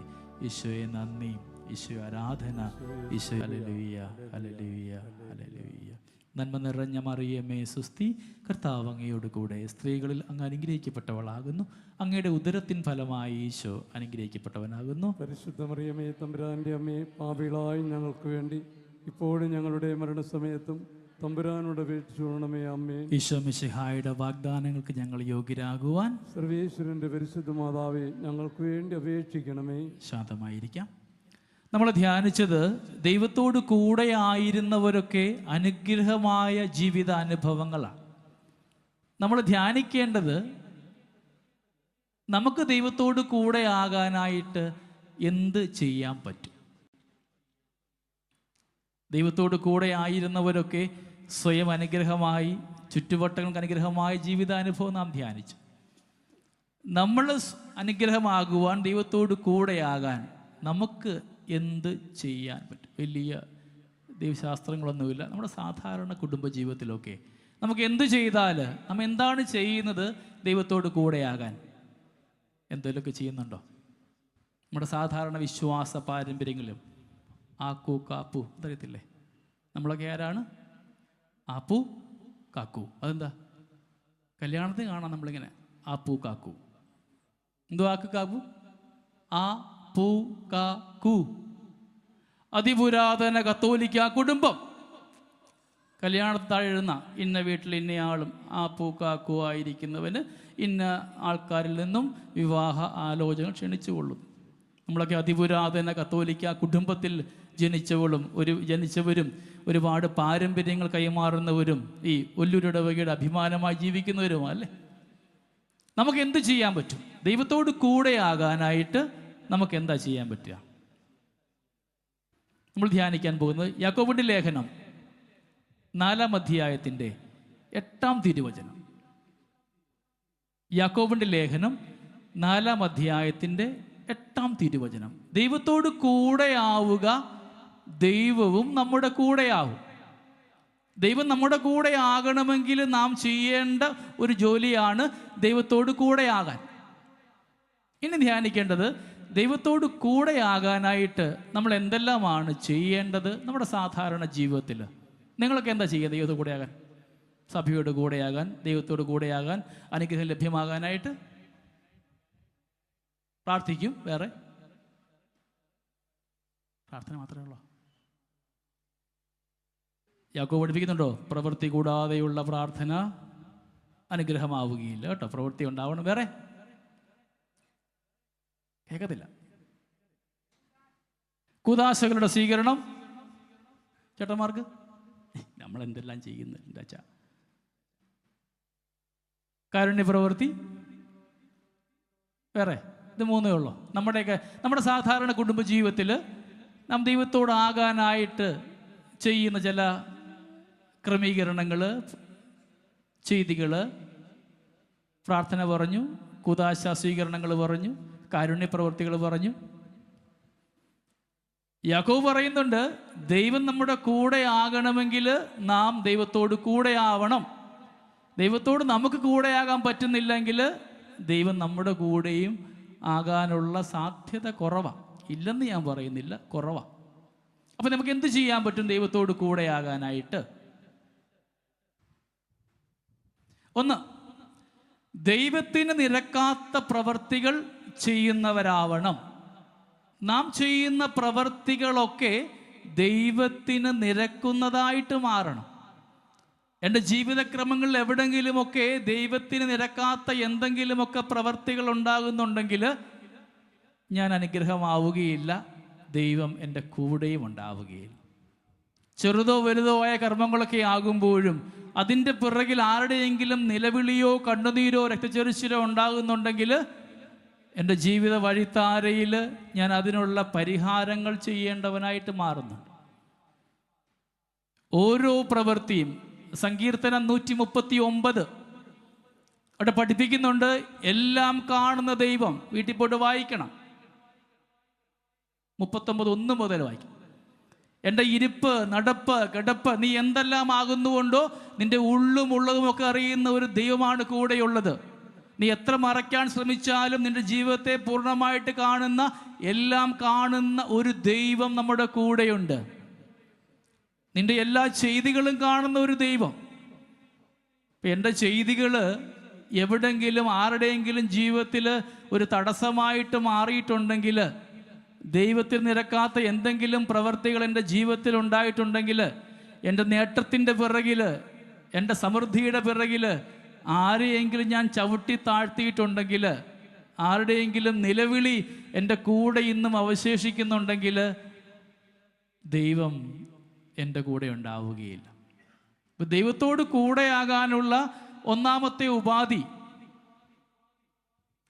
ചെയ്യുന്ന കർമ്മങ്ങളൊക്കെ ദൈവത്തിന് നിരക്കുന്നതാണ്. വലിയ കർമ്മങ്ങൾ ചെയ്യുന്നതിനൊന്നുമല്ല. ഞാൻ ചെയ്യുന്നതൊക്കെ എൻ്റെ ദൈവം ഒരു വിലയിടുകയാണെങ്കിൽ അത് അനുഗ്രഹമാവണം.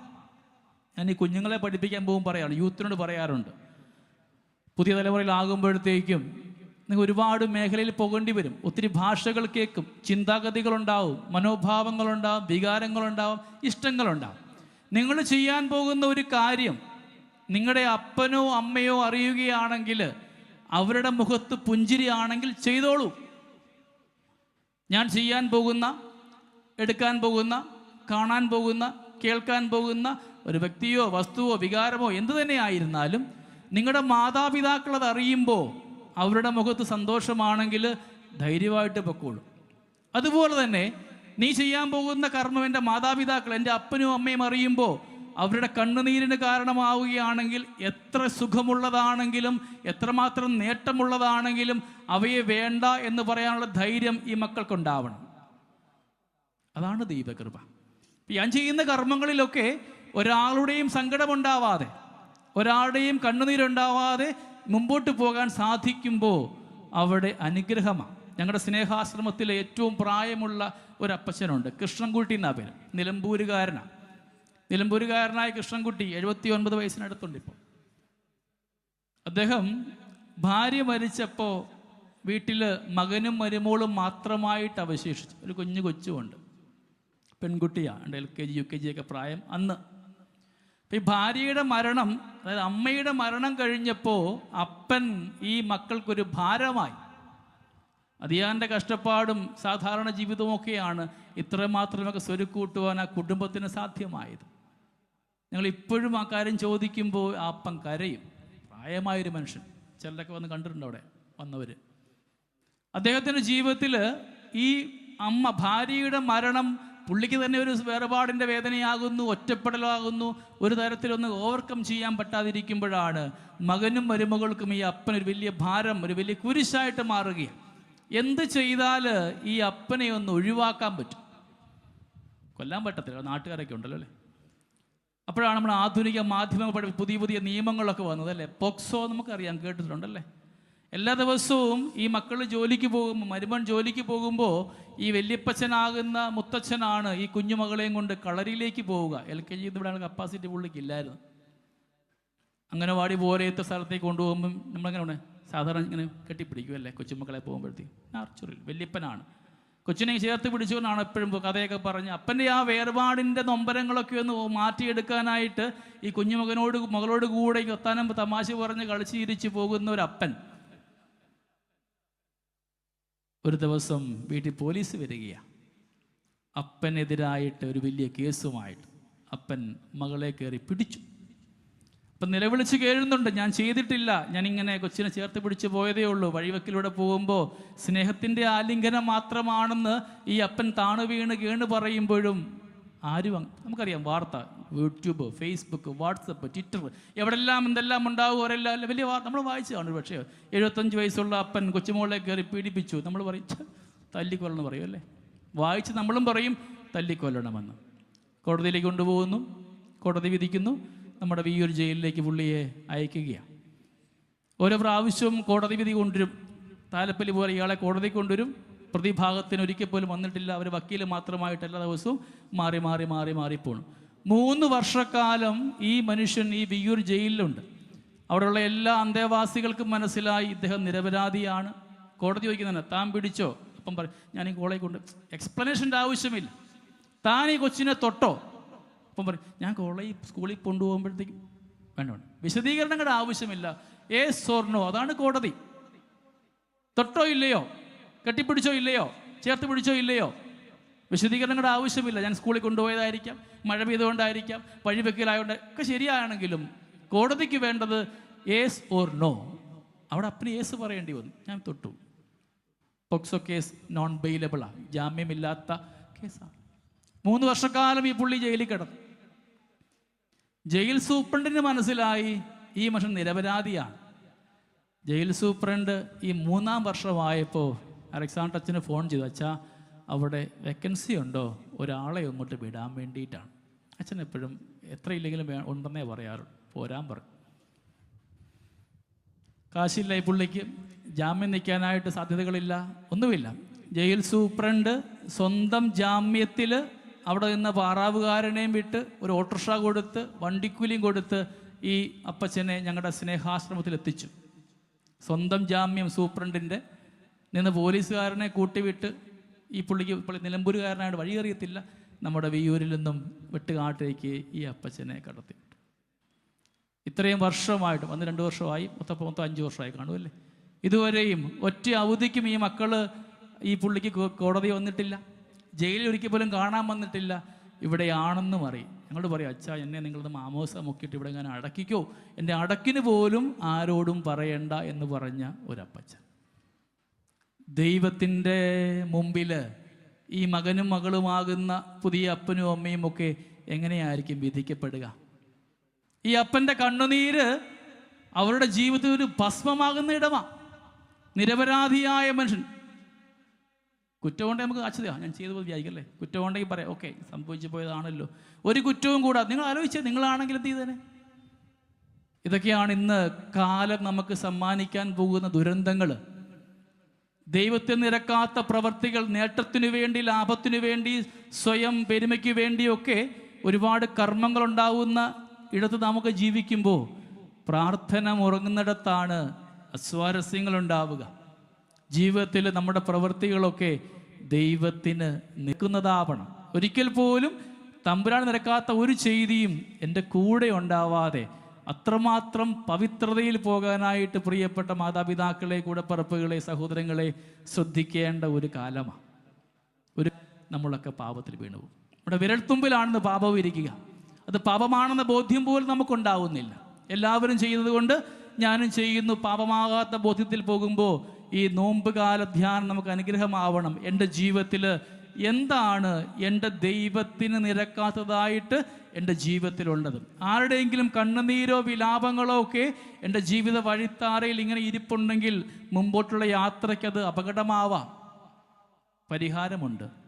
ദൈവത്വ സന്നിധിയോട് ഒരു കുമ്പസാരം കൊണ്ട് വിശുദ്ധീകരിക്കുവാൻ പറ്റിയ പാപങ്ങളെ നമുക്കുള്ളൂ. തുറവിയുടെ കുമ്പസാരം കൊണ്ട് വിശുദ്ധീകരിക്കാൻ പറ്റിയ പാപങ്ങളെ നമുക്കുള്ളൂ. നിങ്ങൾ കേട്ടിട്ടുണ്ടോ നല്ല കള്ളനല്ലേ? നല്ല കള്ളൻ്റെ പേരെന്നാണെന്നറിയാവോ? ഗുഡ് തീഫിൻ്റെ പേരെന്താണെന്നറിയാവോ? ആർക്കെങ്കിലും കൈവെക്കോ? നല്ല കള്ളൻ്റെ പേരറിയാൻ ആരെല്ലാം ഉണ്ടോ? നല്ല കള്ളൻ്റെ ഒഫീഷ്യൽ പേര് വിശുദ്ധനാ കേട്ടോ. ദിസ്മസ്, അങ്കിൾ ഇവിടുന്ന് വായിച്ചിട്ടുണ്ട്. ദിസ്മസ്, DISMAS, വിശുദ്ധനാണ്. ഒരു വലിയ പുണ്യം കൊണ്ട് കത്തോലിക്ക സഭയിൽ ഇന്ന് വരെയും ഒരു പള്ളിയും അങ്ങേരുടെ പേര് ഉണ്ടായിട്ടില്ല. വിശുദ്ധനാണ് കേട്ടോ. ഏറ്റവും ആദ്യം ഈശോയുടെ കൂടെ കയറിപ്പോയ വ്യക്തിയാണ്. തിരുവനന്തപുരത്ത് അലക്സാണ്ടർ സംഘം ഇവിടെ വിട്ടിട്ട് ഒരു പള്ളിയായിട്ടുണ്ട്, കപ്പളയായിട്ടുണ്ട്. നമുക്ക് ഒരെണ്ണം ഉണ്ടാകാൻ പോവുകയാണ്. ഞങ്ങളുടെ വെട്ടുകാട് ആശ്രമത്തിൽ നല്ല കള്ളൻ്റെ കപ്പേള താമസിയാതെ ഉണ്ടാവും. ഈ ജൂബിലി പ്രമാണിച്ച് പരിശ്രമിക്കുകയാണ് ഞങ്ങൾ ഉണ്ടാക്കാനായിട്ട്. നല്ല കള്ളൻ്റെ ജീവിതത്തിൽ സ്വർഗം സ്വായത്തകമാക്കുവാൻ എന്താണ് കാരണമായെന്നറിയാമോ? ഒറ്റത്തുള്ളി കണ്ണുനീരാ.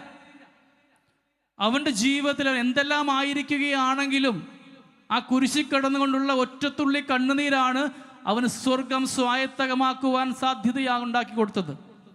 നമ്മുടെ ജീവിതത്തിൽ അനുദപിച്ചുകൊണ്ട് കണ്ണുനീരോടുകൂടെ പറയുന്ന പ്രാർത്ഥനകളൊക്കെ അനുഗ്രഹമായിട്ട് മാറും. നല്ല കള്ളൻ ഡിസ്മസ് ദൈവത്തിങ്കിലേക്ക് എത്തിയിട്ടുണ്ടെങ്കിൽ അവൻ്റെ മനസ്സിൻ്റെ നിർമ്മലതയോടുകൂടിയ ഒരു തുള്ളി കണ്ണുനീരാ. എൻ്റെ ജീവിതത്തിലെ കണ്ണുനീരൊക്കെ ഞാൻ ഈശോയോട് ചേർത്ത് വയ്ക്കുമ്പോൾ എനിക്കും ഉണ്ടാവും സ്വർഗത്തിൽ ഒരിടം. ആ ഒരു ബോധ്യത്തോടുകൂടിയാണ് ചെയ്യുന്ന പ്രവൃത്തികളൊക്കെ ദൈവത്തിന് നിരക്കുന്ന പ്രവൃത്തികൾ മാത്രമാവണം.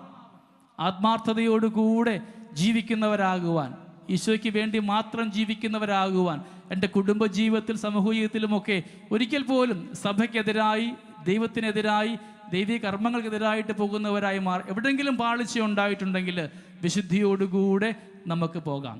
വിധിക്കുവാനുള്ള ഒരു വലിയ പ്രവണത നമുക്കുണ്ടല്ലേ, വിധിക്കുക. ചെയ്തു, ഇവനിങ്ങനെ ചെയ്തു. ഞാൻ എപ്പോഴും പറയും, നമുക്കൊരാളെ വിധിക്കുവാൻ അവകാശമുണ്ടാകുന്നത് എപ്പോഴാണ്? നമ്മുടെ വികാരിച്ചനായിരിക്കാം, കെട്ടിയവനായിരിക്കാം, ആങ്ങളയായിരിക്കാം, ആരും ആയിക്കോട്ടെ.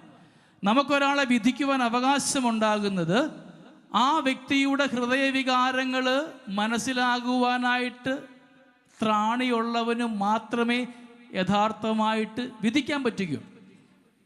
വിധി പറയുന്ന ആൾക്ക് ആ പറയാൻ പോണ വ്യക്തിയുടെ ഹൃദയവികാരങ്ങൾ, എന്തുകൊണ്ട് അവൻ അങ്ങനെ ചിന്തിച്ചു, എന്തുകൊണ്ട് അവനങ്ങനെ ചെയ്തു, എന്തുകൊണ്ട് അവനങ്ങനെ പ്രവർത്തിച്ചു എന്ന് മനസ്സിലാക്കാൻ പറ്റുമെങ്കിൽ മാത്രമാണ് നമ്മുടെ വിധികൾ യഥാർത്ഥമാവുകയുള്ളൂ. നമ്മൾ വിധിക്കുന്നത് എങ്ങനെയാ?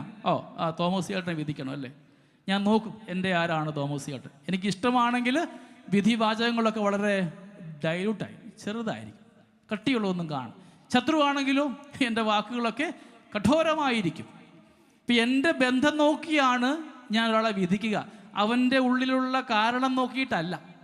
വിധി യഥാർത്ഥമായിട്ട് മാറുക, നീതിയായിട്ട് മാറുന്നത് അവൻ്റെ ഹൃദയവികാരങ്ങൾ എനിക്ക് മനസ്സിലാക്കുവാൻ സാധിക്കുമ്പോൾ മാത്രമാണ്.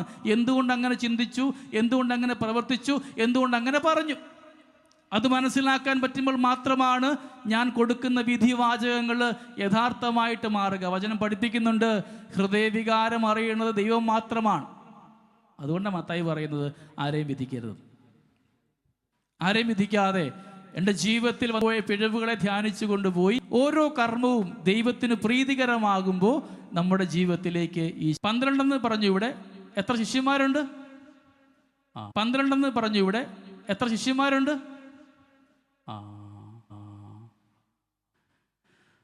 12 ശിഷ്യന്മാർ. മാറ്റി പറയൂ ആരെങ്കിലും. 12 ശിഷ്യന്മാർ. മാറ്റി പറയൂ ആരെങ്കിലും. ശിഷ്യൻ കൂടുതലോ കുറവോ പറയുന്നുണ്ടോ?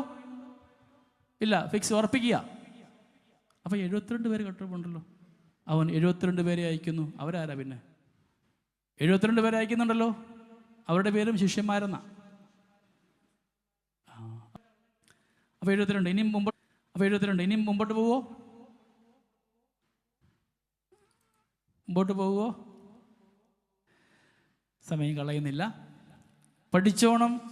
ഒല്ലിടവക്കാർ ഈശോയ്ക്ക് 12 അപ്പസ്തോലന്മാരേ ഉള്ളൂ. അത് അങ്ങോട്ടും ഇങ്ങോട്ടും പോകത്തില്ല. എത്ര കൂദാശകളാണ് ഉള്ളത്? 7. ഏത് മാർപ്പാപ്പ വന്നാലും അത് 8 ആകത്തില്ല, 6 ആകത്തില്ല. കൂദാശകൾ 7, അപ്പസ്തോലന്മാർ 12 പേര്. ഈ അപ്പസ്തോലന്മാർ 12 ആകുമ്പോൾ ശിഷ്യന്മാർ ഇഷ്ടം പോലെ ഉണ്ടോ? ഞാനും നിങ്ങളുമൊക്കെ ഈശോയുടെ ശിഷ്യ. ഈശോയെ ആരെല്ലാം അനുധാവനം ചെയ്യുന്നുണ്ടോ? ഗാന്ധിജി പറയാറുണ്ട്, ഞാൻ ക്രിസ്ത്യാനിയാണ്, ഈശോയെ അനുധാവനം ചെയ്തത് കൊണ്ടാണ്. ആരൊക്കെ അവൻ്റെ ശിഷ്യന്മാരാകുന്നു? അനുധാവനം ചെയ്തത് കൊണ്ടാണ്. ആരൊക്കെ അവൻ്റെ ശിഷ്യന്മാരാകുന്നുണ്ടോ, ആരെല്ലാം അവനെ ഗുരുവായിട്ട് കാണുന്നുണ്ടോ അവരെല്ലാമാണ് ശിഷ്യന്മാർ. അവനെ ഗുരുവായിട്ട് കാണുന്നുണ്ടോ അവരെല്ലാമാണ് ശിഷ്യന്മാർ. നമ്മൾ ശിഷ്യന്മാരെ ഗണത്തിലാണ്. അപ്പസ്തോലന്മാർ 12 ഉള്ളൂ. ഈശ്വര പ്രാർത്ഥന അവരുടെ കൂടെയുണ്ട് കേട്ടോ. ശിഷ്യന്മാരുടെ കൂടെ പ്രാർത്ഥിക്കുന്നു 72 പേരുടെ കൂടെ. 12 അപ്പസ്തോലന്മാരുടെ പ്രാർത്ഥനയുണ്ട്. 3 പേരെ മാത്രം മാറ്റി വെച്ചുകൊണ്ട് പ്രാർത്ഥിക്കുന്നു. നമ്മുടെ മോഡൽ ക്രിസ്തു ആവണം. അവൻ എപ്രകാരമാണ് പ്രാർത്ഥിച്ച്